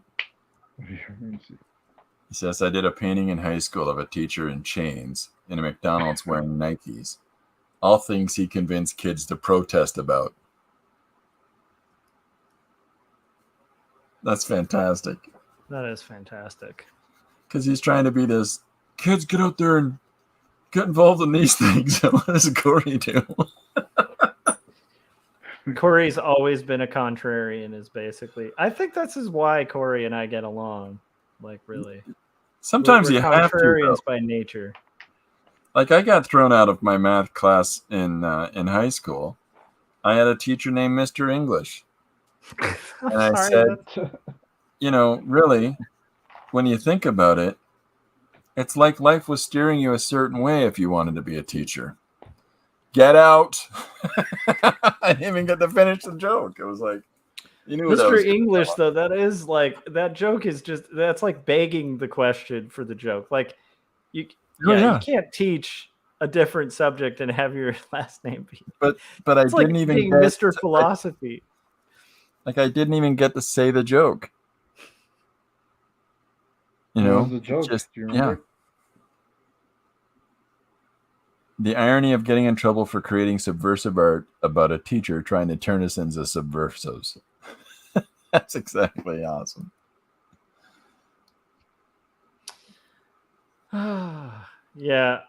For me, it was just I made fun of my principal. This was the primary crux of the joke. Was that we had a principal who used to smoke, and then he would punish the kids that were smoking in the bathroom, which I shouldn't have done. But it's like we all knew he smoked. He reeked of cigarettes. He used to go in the janitor's closet to have cigarettes. And so the bit was kind of making fun of him being a hypocrite who smokes, and that being like the reason he ended up in trouble or whatever with the thing. So, but then again, as a principal, he probably didn't like the fact that I was making a comic and selling it on campus. Selling it, no less. I think I still have it though. I'll try to show it on stream sometime. It's pretty fun. Oh, excellent.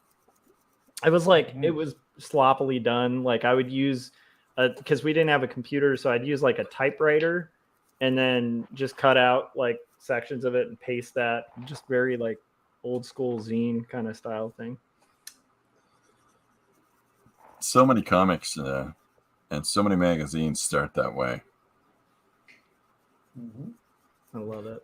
My mother Wizard tore magazine started like that. Sorry, you guys. I'm not disappearing permanently, but it's at that hour mark, and my brain starts rotting for a second. So I'm gonna disappear for like a second, but feel free to continue the conversation. I'll be right back. And why don't? And if you guys need a break too, I can put on another trailer, or you could just plug your stuff, whatever you want to do. So. Yeah, I think I might clock out at this point, fellas, because it's 3:00 here. So. Oh goodness, Well, yeah. I was gonna say at least if you can finish up that story, Chris. Oh, okay. Yeah. I got the principal I had at my high school was Dr. L. Harrington, and he was every cliche that you can fit into an authority figure, and so I got called into the principal's office for writing fake notes or for forging my mother's signature. And what he didn't do was check into the fact that I had permission to write my own notes. And my mother and my handwriting was exactly the same. And so she would just have me, and I'd been doing it for about 5 years when I'd been writing, please excuse Christopher's absence as he was whatever. And then she'd just sign it. And we've been doing that for 5 years. And so when he thinks that he's caught me forging notes for the last couple of weeks, he calls my mother into the office, and my mother just tore into him. And, are you just purposely, it's just, because I had some trouble with this guy a couple of times because, let's be honest, I was less than savory sauce. So, she just ripped into the principal, and it was one of those little moments where you get to watch your parent go after an authority figure. That's so creating. But I'm going to well, gentlemen. Thank you, Christopher, for joining. If you guys are watching, this is just a slight taste of Christopher Runsman, but he does live streams on his own channel. You guys should be subscribed to it and watching it. It's a lot of like awesome content, and just really also watch him on the Artcasters. That was a great episode and super inspiring. So thank you for joining us and hanging out with us, and you're always welcome, man. So. Oh, that's very nice to hear. You want to see what I accomplished today? Hell yeah, let's show it off. Sure. All the buttons and the buttons. Here is the page that I just finished. I love it. Make it rain. Good solution. That's cool. I love it. Yeah. That's so it's built up over the course of these pages here. Now it's raining. Good fun in the sun. It's amazing. Well, Christopher, dude, that's amazing stuff. Have a rad morning. I was gonna say a rad night, but it's morning here. It's like 12. I don't know what time it is for you, Frank, but I'm going. It's 2:10. It's 2:10 a.m. here. Wow. Chris, so I'm going. We can get you on the Taraco Critcast. Yeah. Yeah, that'd be awesome.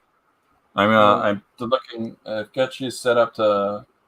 I'm about to start following you here. I got all these things loaded up on my my thing to start clicking on and following everybody that I've had a chance to meet tonight, because it's a super rad gang that gets together here, and you got me saying super rad, Joshua. Oh, I will get you saying super rad quite a lot. In California, that's all they say. It's rad and gnarly. That's true. It's why I've been saying a boot like ever since meeting you guys and Zed. Right? All we say is A and toboggan. Ooh, toboggan's awesome, good. Frank. That's fantastic. Coloring's coming. You got most of the brown down. Yeah, I had enough down, and I had another brown, so it's filled in the gaps. Josh, did you get a darker brown? Oh, nice. Well, yeah, the blends well. Yeah. And then, Josh, did you get all that done tonight? I got all the pencils done today, and then I've done the colors. So I'm still coloring. That's basically what I'm doing right now. It's looking good, man. Coloring. Yeah, so hopefully by 2, that's the goal. Is like I gotta finish this tonight. So we shall get Well, there. that's my goal to get this page done tonight, and then now it's time for Betty Buys. Hell yeah! Well, have a good night, man. Have a good night, everybody. It was nice meeting a bunch of people, and really great to be able to hang out with you guys. So thanks for having me. Cool. Sweet. All right, talk again. Bye. Cool. That was fun. That was Christopher Runsman. Very inspiring guy. Very good artist. Yeah. No, he's gone. Sick about him. Thank God. No, I'm just kidding. That would be so.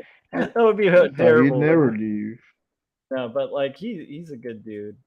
He like Yeah. again, like I really encourage people check out the Artcasters he was on too, because like just Which one was that one on? oh my gosh, I can't remember which episode. It's like maybe 2 or 3 episodes back, but it was so inspiring. It was just a really inspiring episode. So yeah. Yes.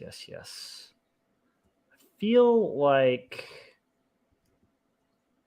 okay, I haven't drawn this part of the panel yet, so we're good. Okay, it can be whatever color. That's good. So how's it going, Frank? Good. So I'm surprised I got this done. Most of it's done here. Hell yeah. Because I've never drawn a full thing on big sheet of paper like this.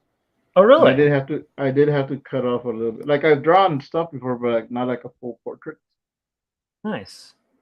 So I penciled this, inked it, and started coloring this all on tonight's stream. That's rad. And then you mentioned doing an anniversary cast. So is that the one you were saying you did on Friday? Well, it was like I was gonna mention that it was the stream anniversary, but Anna wasn't able to make it, so it would just had a regular episode with the guest. But I'm like that's why I'm doing this to send to Anna. Oh, as like a stream anniversary present. It's very sweet. And send her the print that Dee Dee sent me for her. So, dude, again, Dee Dee just. Dee Dee is fantastic. Do you know? Well, you don't know. So we were on Adam's stream maybe like a couple of weeks ago, and we're talking about comics and stuff. And so she was mentioning Mark Creeley and one of his books. I think it was like the latest one or the most recent one where he's like comics lessons, or he's like it's like about a kid making comics, but it teaches you to make comics. Nice. So she ordered me a copy. It'll be here Monday for my kids. So like so thanks. And that's they're not here anymore. They're in Corpus, but I'll read it and see, maybe I'll learn something from it, and then when I go there in a few months, I'll take it to them. That's awesome. Yeah, very cool person. Very giving. It's very cool. I think I'm hoping that I can make it to Adam's thing on it's like in a week or so. 27th? Yeah, me too. I need to check what date that is, because I know he put us on the thumbnail. Yeah, so we better make it. Yeah. But I'm hoping I can do it. I'm glad it wasn't like, if it was like the week after, I wouldn't be able to, because I'll be at Long Beach.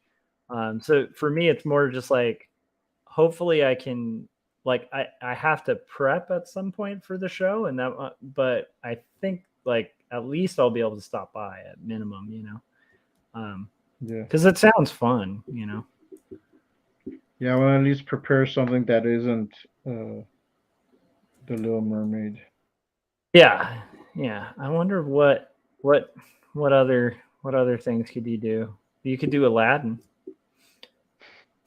Just Disney. Just do all copyright stuff. Right? You could just do the I could show you the world. Right? Yeah. I don't know. I need to look it up. I don't know. I think it would be funny if you did something badass and rockin'. I think last time I did an Elvis song. Nice. You did. I feel like I talked you into doing In the Ghetto or something at one Oh point. yeah, I did In the Ghetto. I had to like look it up. 'Cause I know the song, but I don't know it like just like that. So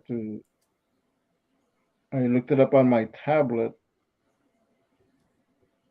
and was listening to it in one ear and then just singing it. Oh man. Well, if it's the other catch is it has to be a specific time because there's definitely times where I can't be belting singing in the house, Like right Yeah. now I wouldn't be able to do that, but it's like if it's during the day, it should be feasible. I think what it said on the thumbnail or on the title was like from a certain time till midnight. So I think he's gonna try to do like a 24-hour. Oh wow. So that's cool. So then we definitely should be able to make it. I think it would be fun to do. If I was going to do an Elvis song, I'd probably do Suspicious Minds. I think that's like the best Elvis song of all time. The song is so good. Caught in a trap. The one I did. I can't hold back. No, Because anyhow, Since I my can't. baby left me. Heartbreak. Oh, nice. That's classic Elvis. It's funny. I used to like love classic Elvis and hate old Elvis when he was all drugged up and stuff. Yeah. And then as I've gotten older, I really like the songwriting on the older Elvis stuff. Yeah. Almost more than I like the classics, like the I think he when just Elvis was. He got more in his groove and got better.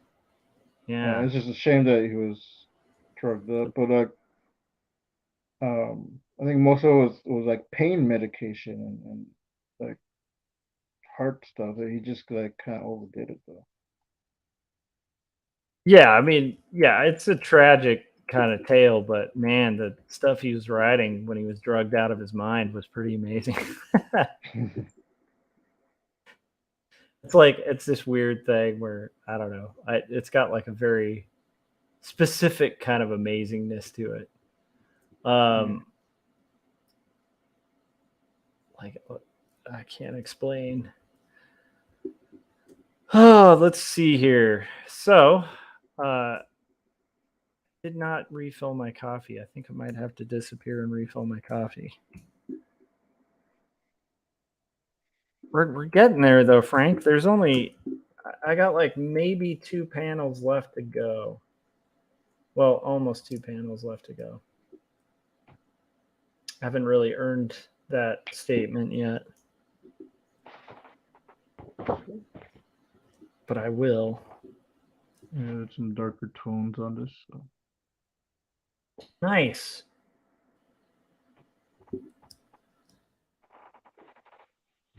And check the chats.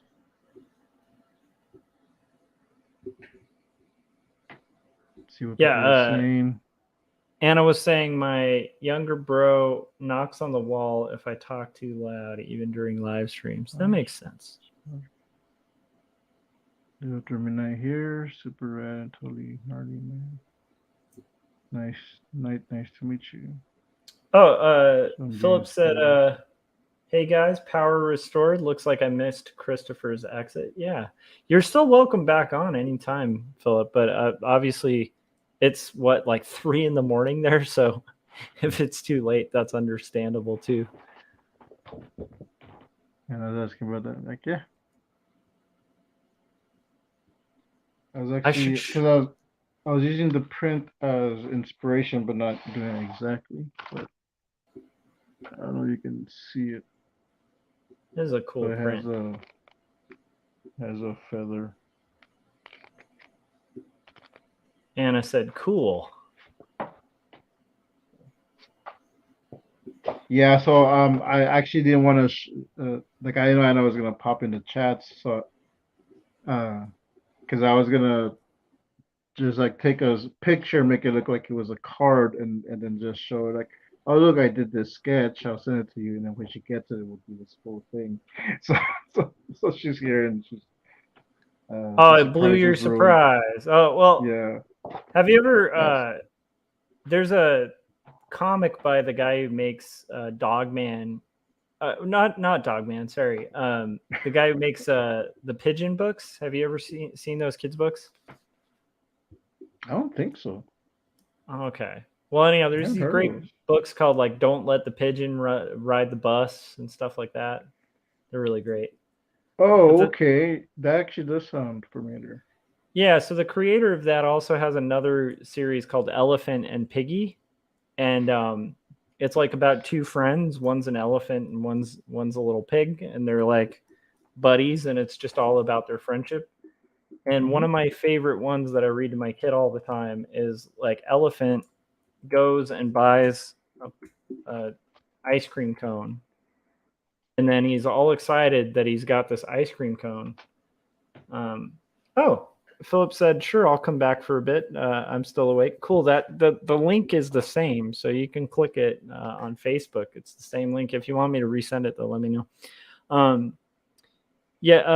But anyhow, so he starts thinking like, "Oh, Piggy would like this ice cream." Like, and he's about to eat the ice cream, and he keeps trying to justify eating it without sharing it with his friend. He's like, "Oh, well, Piggy would sure like this ice cream." And then he's like, "But Piggy doesn't like this flavor. I like this flavor." It goes through all this stuff. Finally, he like has this imaginary scene where Piggy is like sitting alone, all depressed, and he brings her the ice cream cone, and then like she sees the ice cream cone and is like all cheered up from it. And so he's like, "Okay, this will make her day. So I'm going to give her the ice cream cone. I'm going to do the right thing." And by the time he makes the decision, the ice cream cone has melted entirely and fallen on the floor. So then he gets depressed and sits down. And then the bit at the end is like, it kind of flips around where Piggy walks up to Elephant, Gerald or whatever. Gerald's the elephant's name.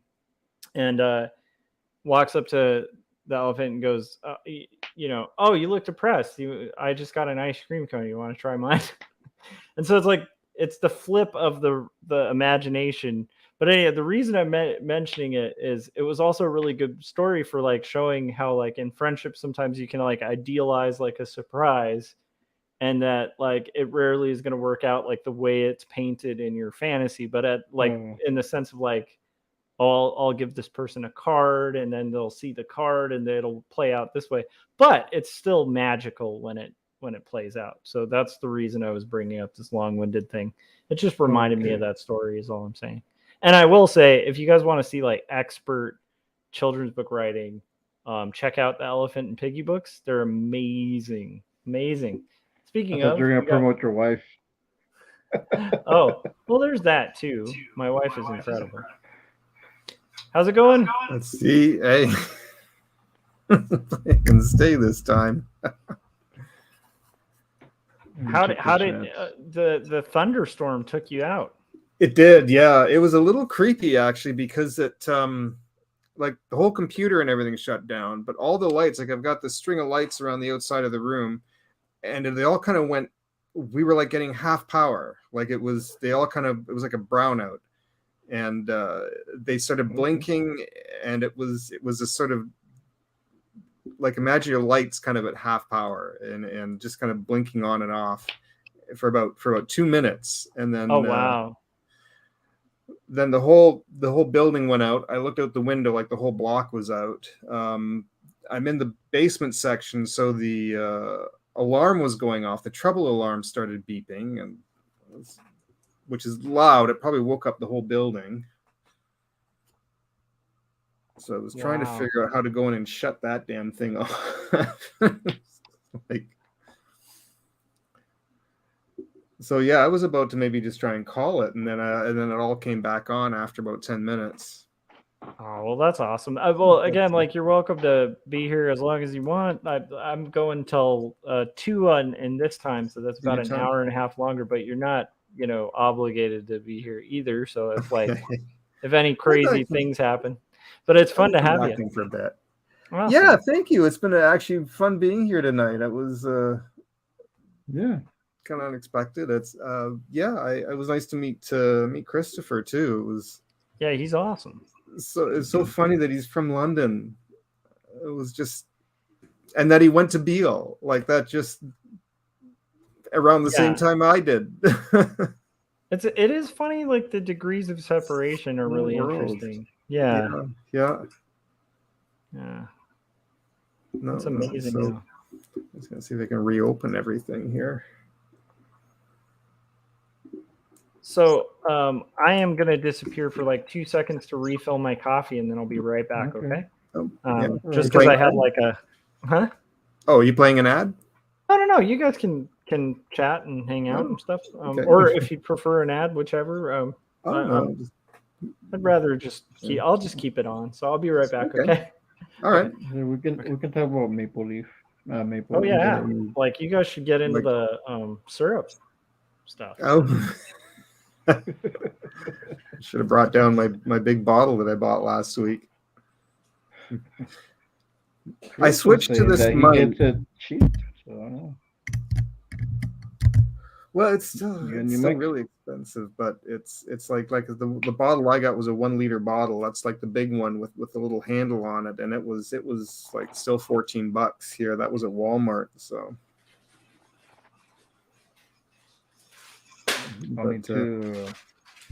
I switched to a better mic. Like this big. That one, because it's probably measured different. Like we're by liters and milliliters, that kind of thing. So yours is probably a different unit of measurement, I think. Probably. Well, we have like 2 liter bottles, but that wasn't a liter, unless it was like it was kind of small, so I don't think it was a liter. Or unless we have different liters, I'm not sure. Does it? Do you go by that unit of measurement? I thought you were still under different unit of measurement. I think we go by we go gallons and no, we go by liters because do you? Okay. Yeah, because I have a jug that's like a 3 liter jug of water. So yeah. Oh, okay. I thought you guys were. I thought the U.S. was still kind of on the old format. Maybe in some areas. Yeah, but before that, yeah, I like.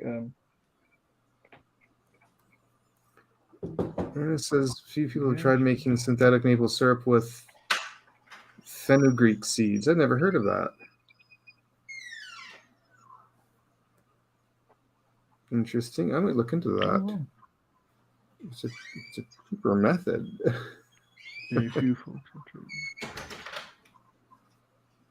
Cool.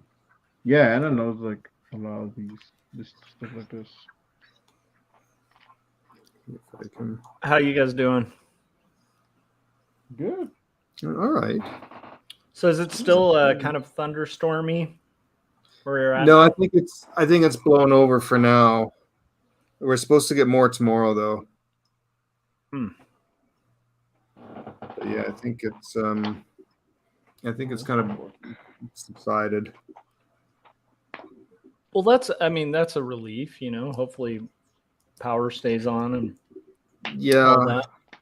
I went upstairs and reset all the clocks in the kitchen, and I don't want to do that again. Oh yeah, I mean, man, we had, Frank had like the massive power out, like the Texas one that was out for like how long was that, Frank? For me, it was like 2 or 3.5 days. I mean, that's intense. And then some people still had it for longer than that. Man. That was back in 2003. We had a massive power outage through southern Ontario and some parts of the U.S. Like it, I remember I was working actually a Blockbuster at the time, actually, of all things, and just everything went out. Like the whole block went out. We weren't sure how far spread it was, and we found out it was like all of southern Ontario, and it was out for like 3 or 4 days. But that was like a huge deal. People were stranded in downtown Toronto because like all the like even the GO trains and the subways, they had no power. So they were sending out buses to move all these like hundreds of thousands of people that all need to get home from work. It was just utter chaos. Oh man. That was Oh, wow. That's intense. yeah, it was. I remember I was angry because everything went bad in the fridge, and I remember I had just bought ice cream or something, and I was really mad that everything was going bad in the, in the fridge. We had like a day power out, like, you know, that lasted for like a good day, like right toward the beginning of the pandemic. Mm. And it was a headache because it happened right after like an earthquake. And so like everybody was like rushing the stores because they were all freaked out about the water thing and toilet paper shortage nonsense. And like, you know, so you had like this earthquake panic, pandemic panic, and then like just it felt like for a second there that like things were just, you know, gonna turn into like the apocalypse for like 3 seconds there. Oh yeah. It was interesting. But it's never fun. Like it's funny. We take for advantage quite a lot the fact that we have power, you know, and then like when you have no power, it's like it's just startling how reliant we are on it, you know. Did I send you the Texas Freeze comic, Josh? Oh, okay, yeah. Yes, you did. Because that was like a little bit like I think that was like the first or second page where I was like, oh, I'll just do grocery shopping tomorrow. I don't have to worry about it. I'll just go to the store, and then like all that happened, and so I put that in there. But that was like one of the things. Like, oh my goodness, I don't have any food. There's nothing. Yeah. It's like, but yeah, I was able to survive that. More. Oh, shit. Even when the pandemic happened, I had just gone to the store and picked up some stuff for the week. I was like, oh, thank goodness. I think it was like the day before, so like oh, good thing I went. Yeah, it's so weird in retrospect because we had heard about it, you know, like where I work, like we do, you know, a lot of manufacturing in China, and so it's like, you know, we had heard about it like really early on because like half the country shut down like within a week, and we had just this massive supply cut. And so like I was telling friends about this thing. I was like, it's weird. There's this thing called COVID, and it's like this nutty thing. And I went to go to a show with a friend of mine in LA, and he got kind of sick. And this is before it had hit the US or had been announced to have hit in the US. And I was just kind of like sarcastically like, maybe you got COVID. Ha ha ha. And then in retrospect, I'm like, oh my gosh, I hope he didn't actually get, you know. But it was so weird to like, when it first hit here, I was like, okay, I know this is going to be a big deal because like it literally shut down like half of China, you know, like it was kind of crazy. Jeez. Yeah. And just in retrospect, I remember all it was surreal to think that I didn't see that, you know. Yeah. I remember all the like the videos and memes and people making jokes about it, and it hit here, and suddenly it's like, you're not allowed to even mention it on YouTube. Oh yeah, well, yeah, I think depending on the way you mention it on YouTube, yeah. But anyhow, that was craziness, man. It's a weird time. It's been a like, I feel like the last few years have been very like history book type level stuff happening constantly. It's very strange. Maybe that just happens as you get older, where it's just like everything starts getting very dramatic. I don't know. I don't know. Philip, is this like, has this been, the last few years been a normal set of years, or is it pretty abnormal? No, this has been very abnormal the last few years, especially with COVID. Yeah, this has not been normal. Yeah. Especially, it's more people's response to what's going on has been more at least the more dramatic stress factor in my life. But yeah, that's I am. It's been a little bit difficult, but well, I think we're gonna get through it. I do. Oh yeah, I really do. Yeah, for sure. We're all in this together. Yeah. I've been squirming around a lot because I Tuesday my back went out. Oh no. And it does this every year to a year and a half. It goes out. Sometimes it kind of lays me up. It could lay me up for like half a day. It could lay me up for 2 weeks. Oh geez. And last, not May of this year, but the year before, it put me out for like a couple of weeks. I could barely move. So Tuesday morning it went out again, and Wednesday I couldn't move, and Thursday I had to go back to work. And I work. I think I told you I work part-time at the YMCA. I just do the cleaning there, right? And they are short like 4 people, and so I couldn't exactly call my boss and say, "Hey, I can't work," because she's already pulling her hair out trying to schedule people in, and I felt like if I call in and tell her, hey, my back's out, she's gonna. I didn't want to do that to her. Yeah. So I've been like taking ibuprofen and everything, and I've fought my way to my feet, and I've been trying to get through these shifts, but I've been coming home in pain, and it hasn't been good for me. And so I'm if I'm not moving too much, I'm okay, but as soon as I kind of go to get up, I can feel it, and I'm so the last little while so that's why I'm in kind of every once in a while I'm kind of squirming around and fidgety and. Oh well, I didn't. Maybe I'm just. Honestly, I am slightly autistic, so I just may not have noticed. Oh, yeah, but you have. I know you're concentrating on what you're doing too, so I figured. But but I mean, that's brutal. Back pain is no fun, dude. It's not at all. No. So I'm this been like this ridiculous string of events the last few months. You've had a rough one, man. It definitely. Last few months have just been obnoxious. Really. Yeah.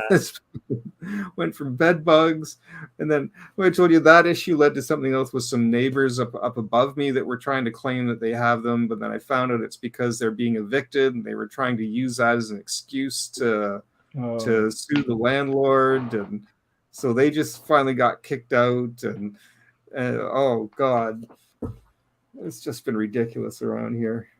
Just drama. Yeah, it's been a rough month on this end too. Has it? Yeah.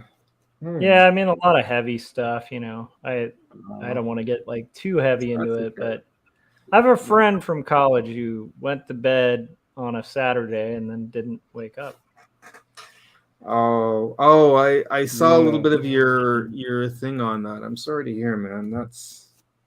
It's weird, it's still like a weird thing, but that was rough. And then like there's a lot of like family sickness stuff, just like stuff that happens as we get older. This is finished. Yeah. Oh, that's very awesome, nice, Frank. That's beautiful. That looks incredible. That came out nice. Nice color on that. Yep. Yeah, I think alcohol bead. But I definitely feel like there's something specific about this month because, like, most people I know have been through some weird just happenings this month. Like, oh yeah, I haven't even mentioned myself. Some of I'm not even sure if I even want to, but like, yeah, you don't have to if you don't want to. Like the stuff that I was going through before, just a few weeks ago. So. Oh, the drama, yeah, that was Yeah, that was and then ridiculous. there's like more stuff that which you might have heard about this because it's in the news.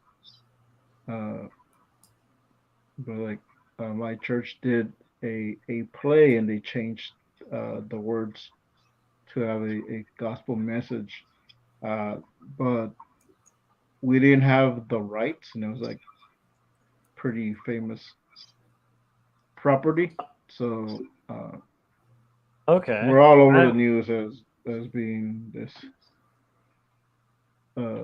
hateful church and we're thieves and my really? pastor did apologize. Yeah, my pastor apologized for not asking permission, and but people are just twisting everything. Oh, I haven't seen anything about that anywhere. So, but I don't really like. I haven't been keeping up with the news. So, Okay. was it like? Is it like national news or just like local news? Oh, it's national. There's wow. YouTube videos made and mocking us and stuff like that. If I just say the name of the property, you'll find it like that. Oh, you don't have to. That's fine. You've probably heard enough about it, so I don't know. That's interesting, though. I mean, sounds like stressful. Oh yeah. And I asked if I'd seen a chiropractor. Yeah. What? Sorry, what was that? Oh, sorry. Just Anna in the chat had asked if I'd found a chiropractor.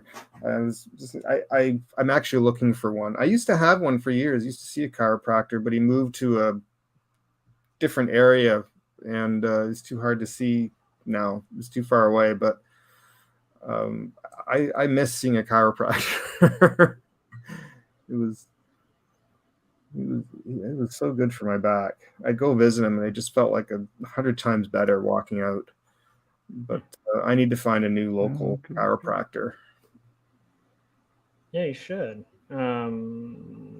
It's always hard with stuff like that, though, where it's like. Well, there's one in Washington that Anna recommends.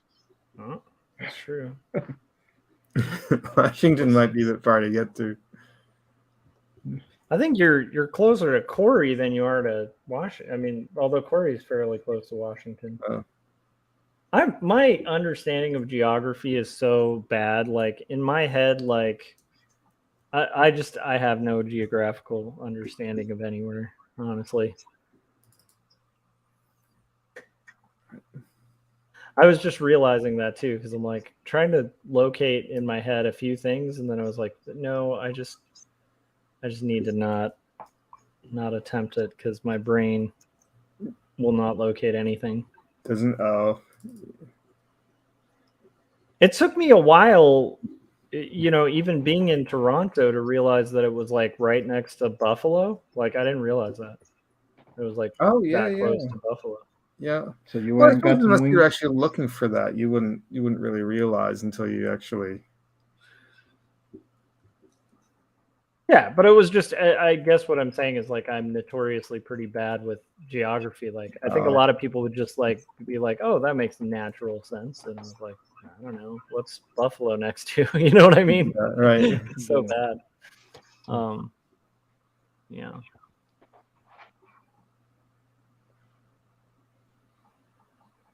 Josh at least knows where he is right now, hopefully. I don't actually know. And who knows? That I'm kidding about. It's not symmetrical.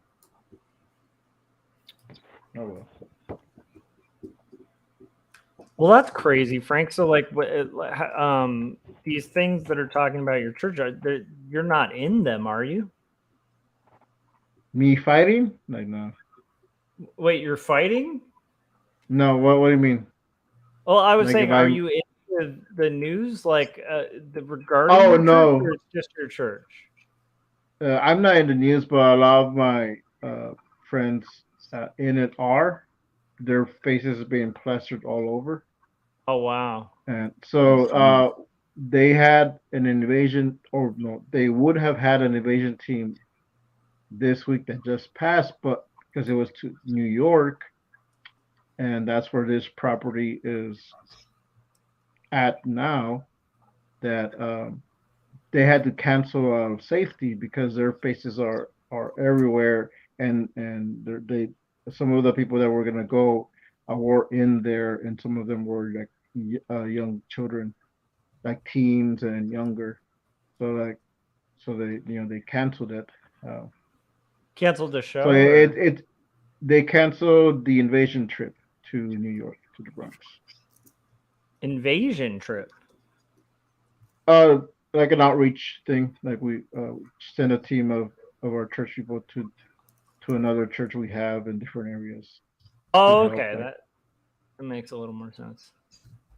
so yeah, they weren't gonna go do the show. They're just gonna go like help out the church, but because uh, just their faces are all over the news, so like, well, let's not risk it because New York is a Wow. lot more different uh, than Texas. So Wow, that's crazy. Corey was asking a question on if that's the person who did the video. I don't know if I want to like promote him. If you want to read it, Frank, you don't have to read it out loud. okay. No, she. I know who she is, but she did a video on this, but not this specific. So it's not. We're not mentioning in that. Did Jenny Nicholson do a video on it, Frank? Okay. I don't. I don't think so, but someone else did, and they mentioned her video. So that had already like our stuff is fairly new. I think this is like the last couple of weeks. I don't even So know who Jenny Nicholson is. Who's that? she's a YouTuber. She does like a lot of let's see. I've seen some of her videos. So she would do like breakdowns on different properties. But she did a video on churches doing plays of properties and how they're I guess I haven't seen the video, but I'm thinking like how it's they're still held accountable or something like that. So yeah. Oh, okay. So So it's that like was it. it's just basically like you know they didn't pay for the rights to the property, and then they did the Yeah. property. Yeah, that's actually Yes. pretty normal. Like, not saying it's acceptable, but I'm just saying that's pretty normal. Having grown up in like evangelical churches and stuff, like it's not unusual, you know. Yeah. Like, and I mean, Also, not unusual to be loved by anyone. Just letting you guys know that. I put it in the private chat. Almost Flame, said just so that, you and I guys thought, no, that's a tacky moment for that joke. But It was a tacky moment. Oh yeah, I figured that much.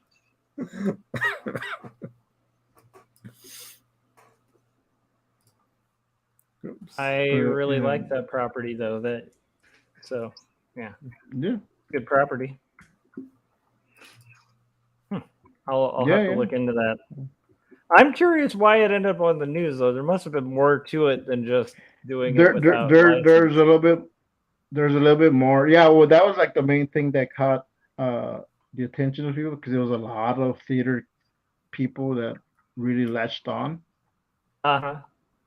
But towards the end, and part of it is because it's not like it was live stream, so it's taken down. But someone grabbed it and they've been sharing clips of it.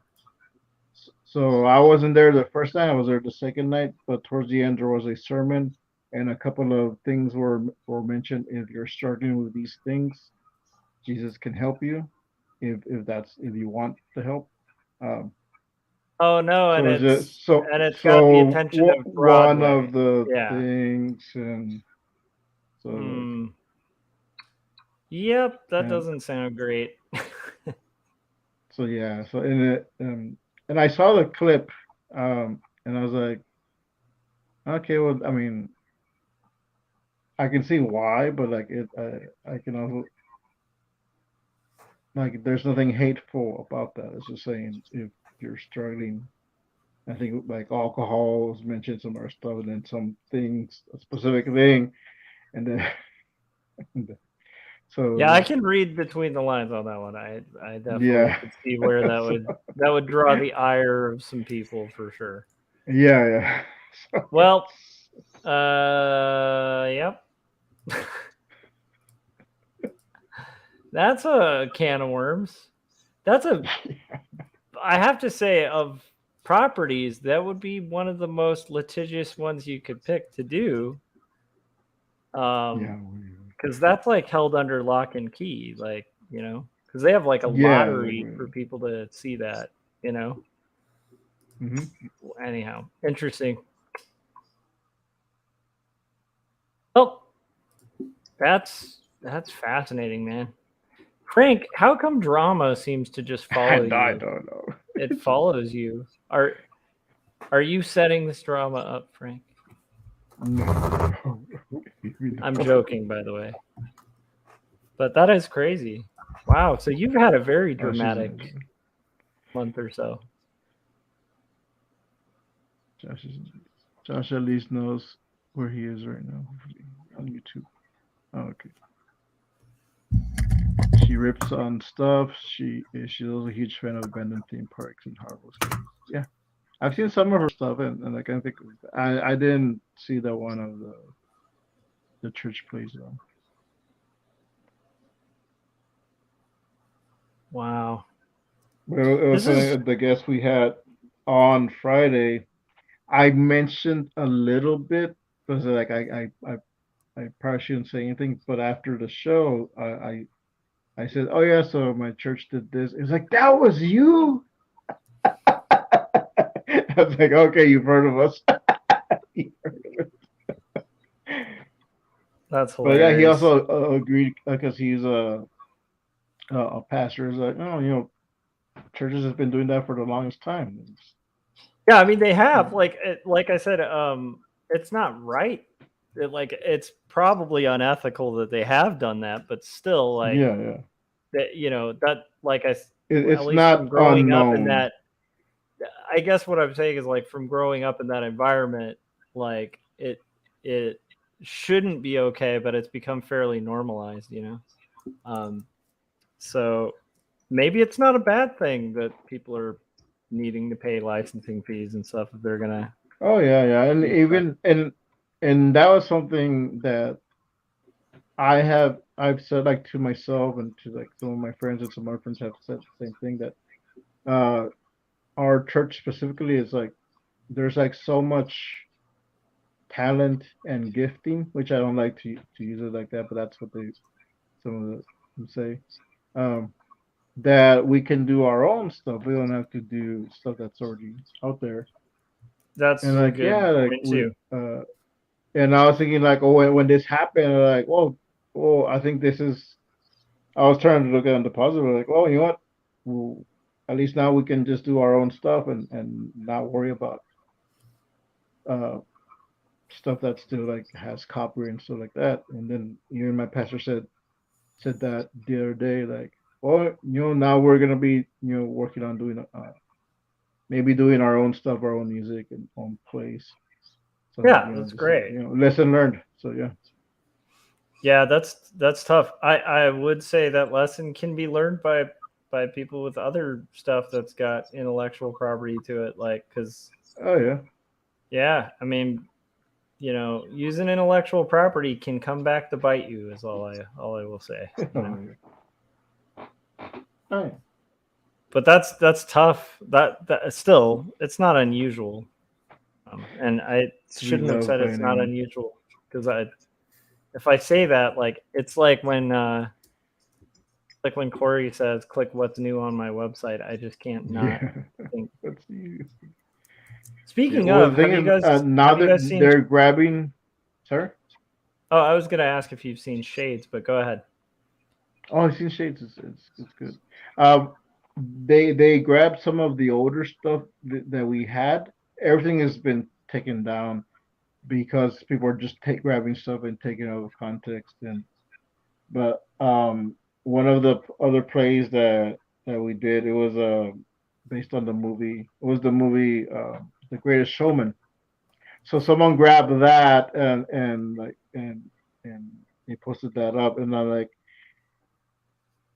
thinking like, oh, like hopefully no one grabbed the Toy Story Christmas play, because I am in that one and I have a few scenes in there. Oh no, So Frank, are you gonna get us all canceled?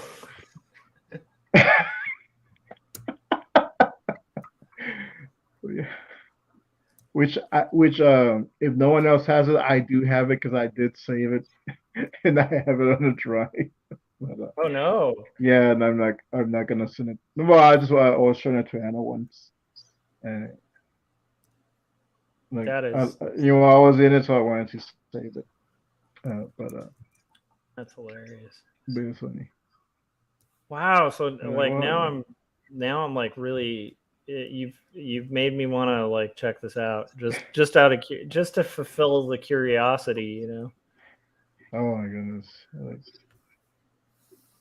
Wow. Well, that's the craziness, man. Frank, I don't know what it is because I don't think you like seek out drama, but I feel like you've had a Just month kinda- of drama just kind of finding you and you being like, okay, I guess this is drama happening, you know, like Yeah. it's interesting. Yeah. Wow. So Philip, have you been a part of any giant groups that are getting memed on all over the internet? Giant groups getting memed on.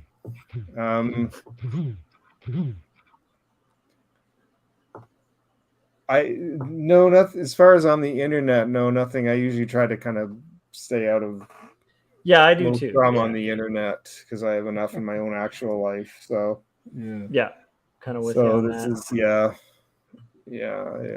I don't like. That's why I don't post on my Facebook all that often, unless maybe I want to like promote a little bit of artwork or something. As soon as I post something, somebody's got something to say about it, and I'm not getting in the middle of this. Yep, agreed. I'm not really big on drama. I'll do like joke drama, like not real drama, but like actual drama, I'm not a super big fan of.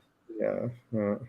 Although I have to say, Frank, you've got my curiosity piqued, so I will look at what you're talking. I will look for what you're talking about after the fact, just out of curiosity. Yeah. But, you'll find it. I put in private chats the name of the church.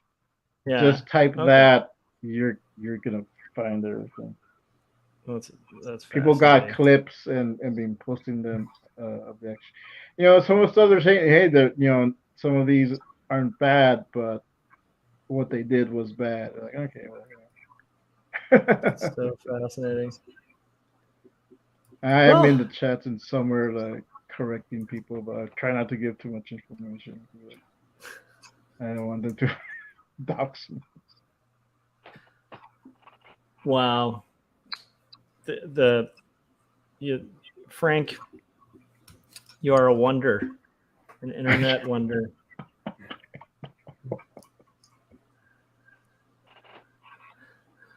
So it's like one drama after the other.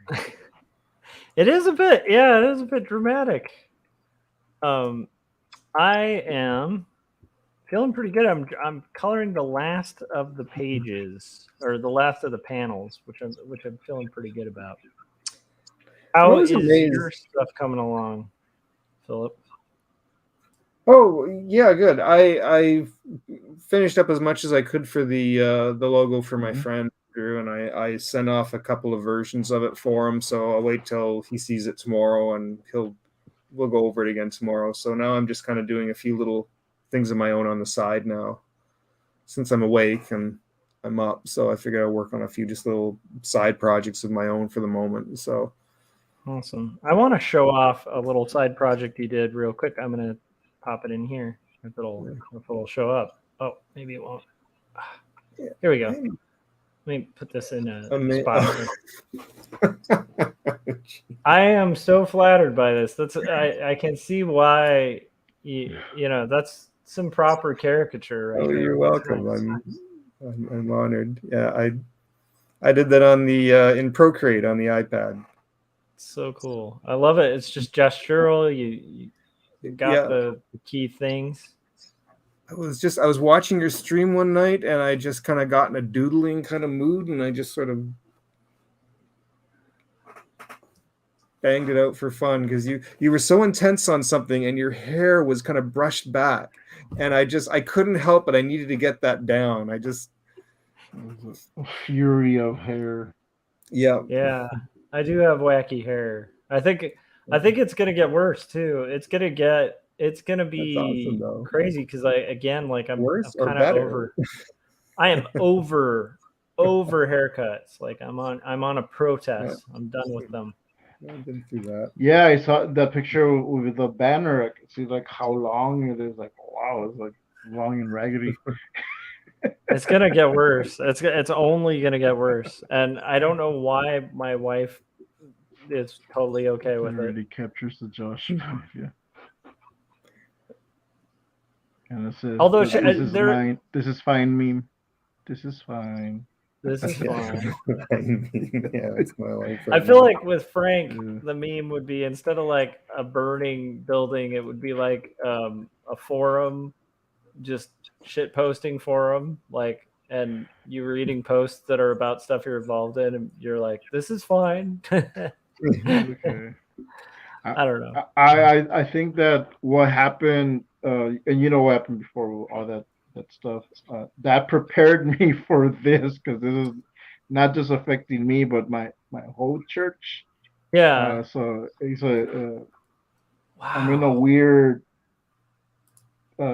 position where like this isn't good, but I know we'll get through this, and like I was able to talk to my pastor a little bit, and I did share a little bit of, I didn't want to go into like, well, wasn't this it? But like I shared a little bit about the copyright thing and the PDF I had shared, and I told him about that, and then I said, and then like a week after that, the whole thing with us happened. So it's like, does this run in the family? And he was just laughing. He just laughed at it, and like, I thought it was funny. But yeah, like I was able to give him some encouragement. So just like, don't worry, we'll get through this. Yeah, there's a couple ways you can get through something like that on the internet, and one of them is just like literally do not feed the trolls, like with that kind of thing. That's like if you talk to your pastor or whatever, just be like, don't feed the trolls, because if you feed the trolls, this will live on in infamy on the internet, because the internet does not forget. Yeah, I know a lot of people have been watching like some of those videos and clips, so they read the comments, but they're not interacting, which is good. They're just like reading what people are saying. And yeah, I know I was doing that the other day, and just looking at it was draining me. It's like, I'm not gonna look at this anymore. Like, I don't care. It's gonna blow over. Yeah. Okay, Frank, you gotta stop telling me about it though, because I'm literally like I am such a bad human being. This is the way I am. Like I am not. Well, it's like I want to talk about it, but I know I shouldn't, because someone watching will not understand, and then just. But I am such a bad person that like when I hear something like that, like I instantly have to fall for it and look. Like I there's no way I can avoid like looking up that drama now. I just have to. It's horrible. Drama. So how's your stuff coming, Frank? Not bad. Well, I completed this portrait. I made this great kind of sketch card, and I'm just gonna leave it black and white. And I finished touching up this comic page, so I got 3 things done. Hell yeah. Frank, you're on fire, man. You're doing it. Yeah, and I did a few sketch cards earlier today, so I was happy to get those done. Hell yeah. I'm pretty excited because I'm very close to actually finishing this page. And one of the benefits, I don't know if you guys have this too, but I'll set myself like a weird goal, like I'm gonna finish these flats, and That's not weird. That's a good. well, I guess not a weird goal. I guess I'm just saying like a goal that's that might be like based on. I guess the goal would be like based around something that's like I literally am not gonna let myself go to sleep until that's done, right? But then like it works. Do you guys have those sometimes where you're just like, nope, you can't sleep till you're done with this thing or whatever? Yeah, Yeah, like frustrating. I have to get at least a few things done. 'Cause, I try not to take too much naps, but I've been taking a few naps. Hell yeah! Like the last few weeks, last See, couple weeks. as Just like 'cause, a college student, stuff's been you should, draining me so much. Like yeah, like if you're a college student, you should be bragging about not taking naps. But as like an adult our age, you should be like bragging about naps. Be like, dude, I had a great nap the other day. Absolutely. Oh, we lost to Frank. Oh my gosh. It was Gary Hodges' dream. Yeah. I took a nap Gary today, Hodges. but like I got some sketch cards done. I'm like, okay, I'm gonna take a little nap because I'm still a little drained. But Nice. and then got up and yeah, I gotta get back on finishing this page and Yeah, dude, that's this a worthy illustration. thing to brag about. Like honestly, if you get to nap, like I don't know, I feel like at least at the age I'm at now, like napping sounds like an incredible thing. You know what I'm talking about, Philip? Where it's like when you're younger, you'll be like, man, I worked so hard, I barely slept. And like as you get older, like it really flips where you're just like, dude, the other day I slept so good. You know? If you're able to, you know.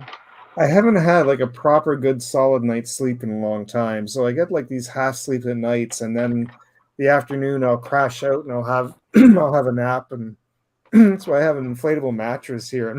Oh yeah. Out on. So but yeah, I don't sleep properly at night anymore. So but I'll have these long power naps in the afternoon. Sometimes I'll have before I go to work.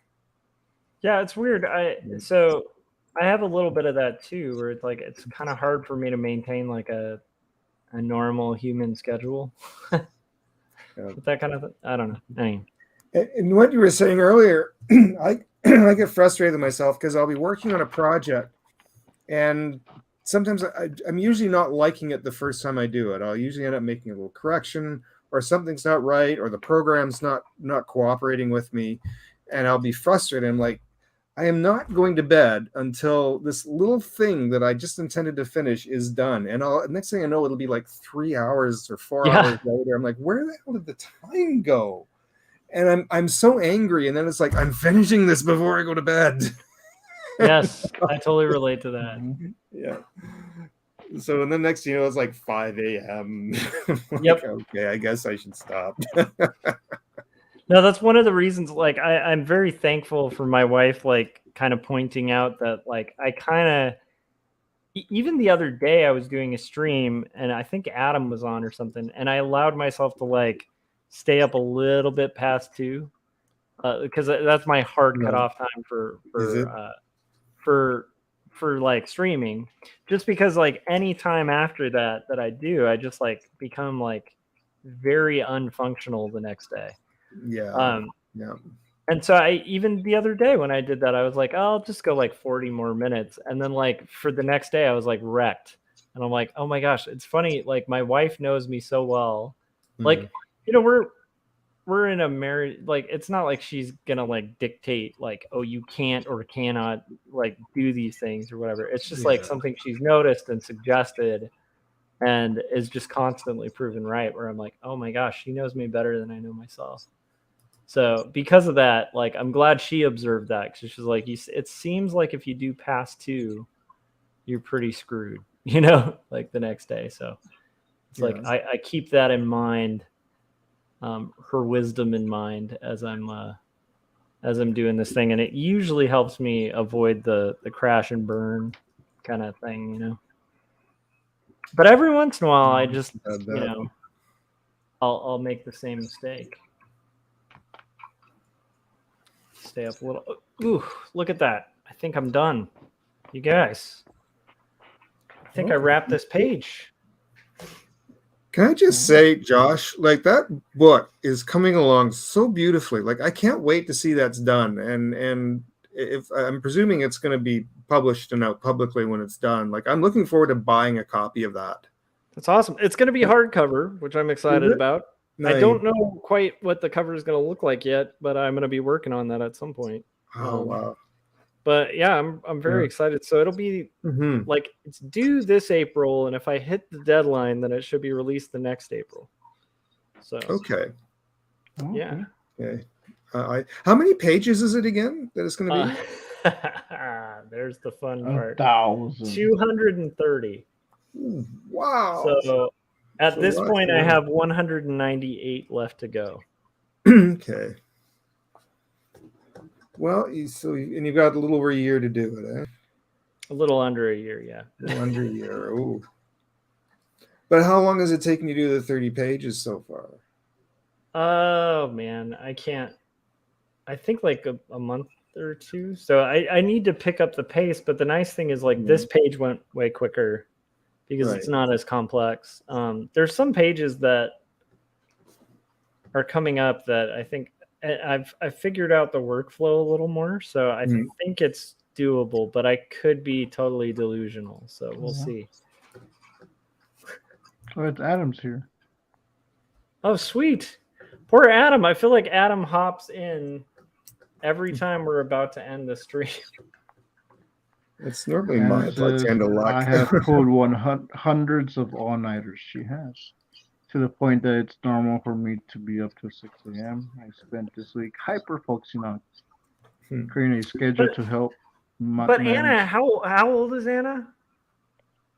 Well, I don't know if I should dox her age. Oh, okay. You don't want to dox age. But she's young. So the point being, like, when you're young, like, pulling all-nighters is like, I mean, dude, like, when I was in college, I used to do all-nighters every other night for, like, weeks, you know? But when you start getting into, like, your 40s and you're, like, all-nighters just, like, I can do one or two, but it's, like, it just, I don't know. I don't recover the same on an all-nighter. So take that, Anna, is what Josh is saying. Yeah. So, like, just wait till you get older, and then you won't be able to pull all-nighters. Anna. I'm just kidding. Oh, okay, she said 20. Well, I don't want to. I'm not going to dox your age, but I saw it, yeah. Naps are amazing, though, and you really, like, for me, I don't know, Frank, if it changed for you, but, like, it was really my solid appreciation for naps went up by like 200% after having a kid. Like, it's like, oh, okay, because you go through those first 3 months of like just not sleeping with like a newborn, and like just like my wife and I just trying to like keep from killing each other for like the 3 months where we just can't sleep, and we're like both trading shifts and stuff, and it was just like the chaos of that, the utter chaos of that, and the lack of sleep, being sleep deprived for like 3 months. Ever since then, I feel like I'm still trying to catch up on sleep, and getting naps is like the way to do it. That's what I think.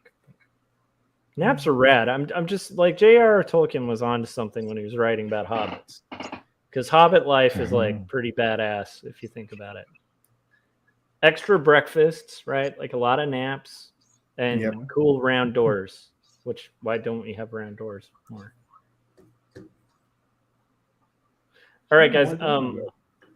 I think I'm gonna call it because like I literally wrapped what I needed to. Yeah, I should probably go to bed. I very much appreciate you guys coming on and hanging out. I thank you for inviting me. This has been a lot of fun, actually, listening to you guys and actually being able to kind of verbally participate. Oh, it's always typing and then waiting to see if you know, is he going to see that or not? I don't know. Well, I gotta remember. Like, sometimes I'll be working on a so tomorrow I might be streaming, but I'll be doing roughs, and in those cases, I just it doesn't help to have somebody on because it's like I gotta talk through just doing like the rough and the comp and stuff, and there's a lot of story thinking. But it's Right. like when I'm not doing that, I sometimes just forget. Like, so I'll be talking to people in the chats and then be like, "Oh, wait a minute, we can just have you on. Like, why not?" You know, like Yeah, it's way more fun to have a real conversation, I think. Sure. Yeah. Yeah. It was good Oh, talking thank to you for Chris inviting and me. hearing him talk.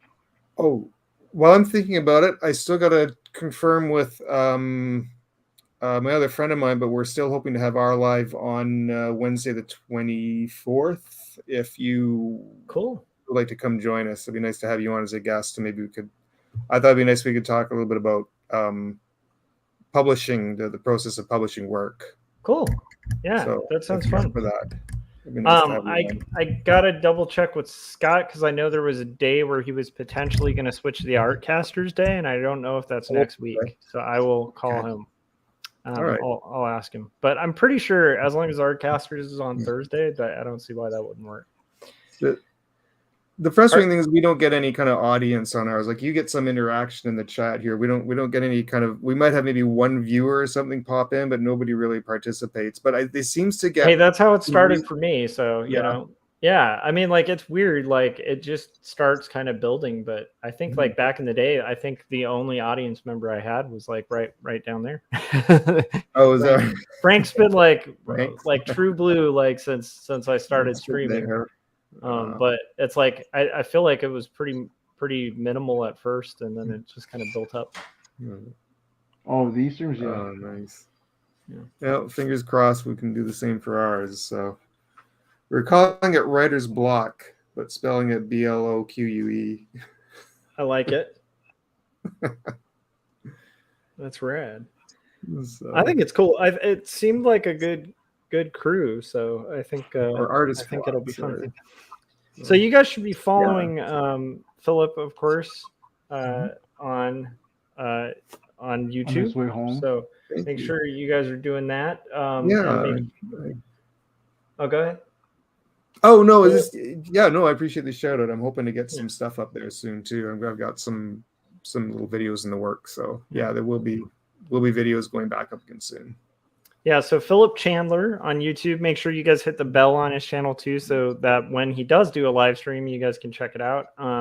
And then, of course, Frank Salazar. Everybody's following Salazar Art Nation, I hope, already. But if not, go do that. Hit the bell so you know when he's going to go live. And also make sure you guys are following Tarako Creative Cast, right, which is Frank's show with Anna, who's been in the chats. Anna, thank you for hanging out in the chats with us too. It's been really fun having you guys on, and I'm gonna head out, and then probably like right before going to bed, I'm gonna look into some of this drama Frank's been talking about. I'm glad I finished my page in time, so I have like a good 10 minutes to dip into that drama.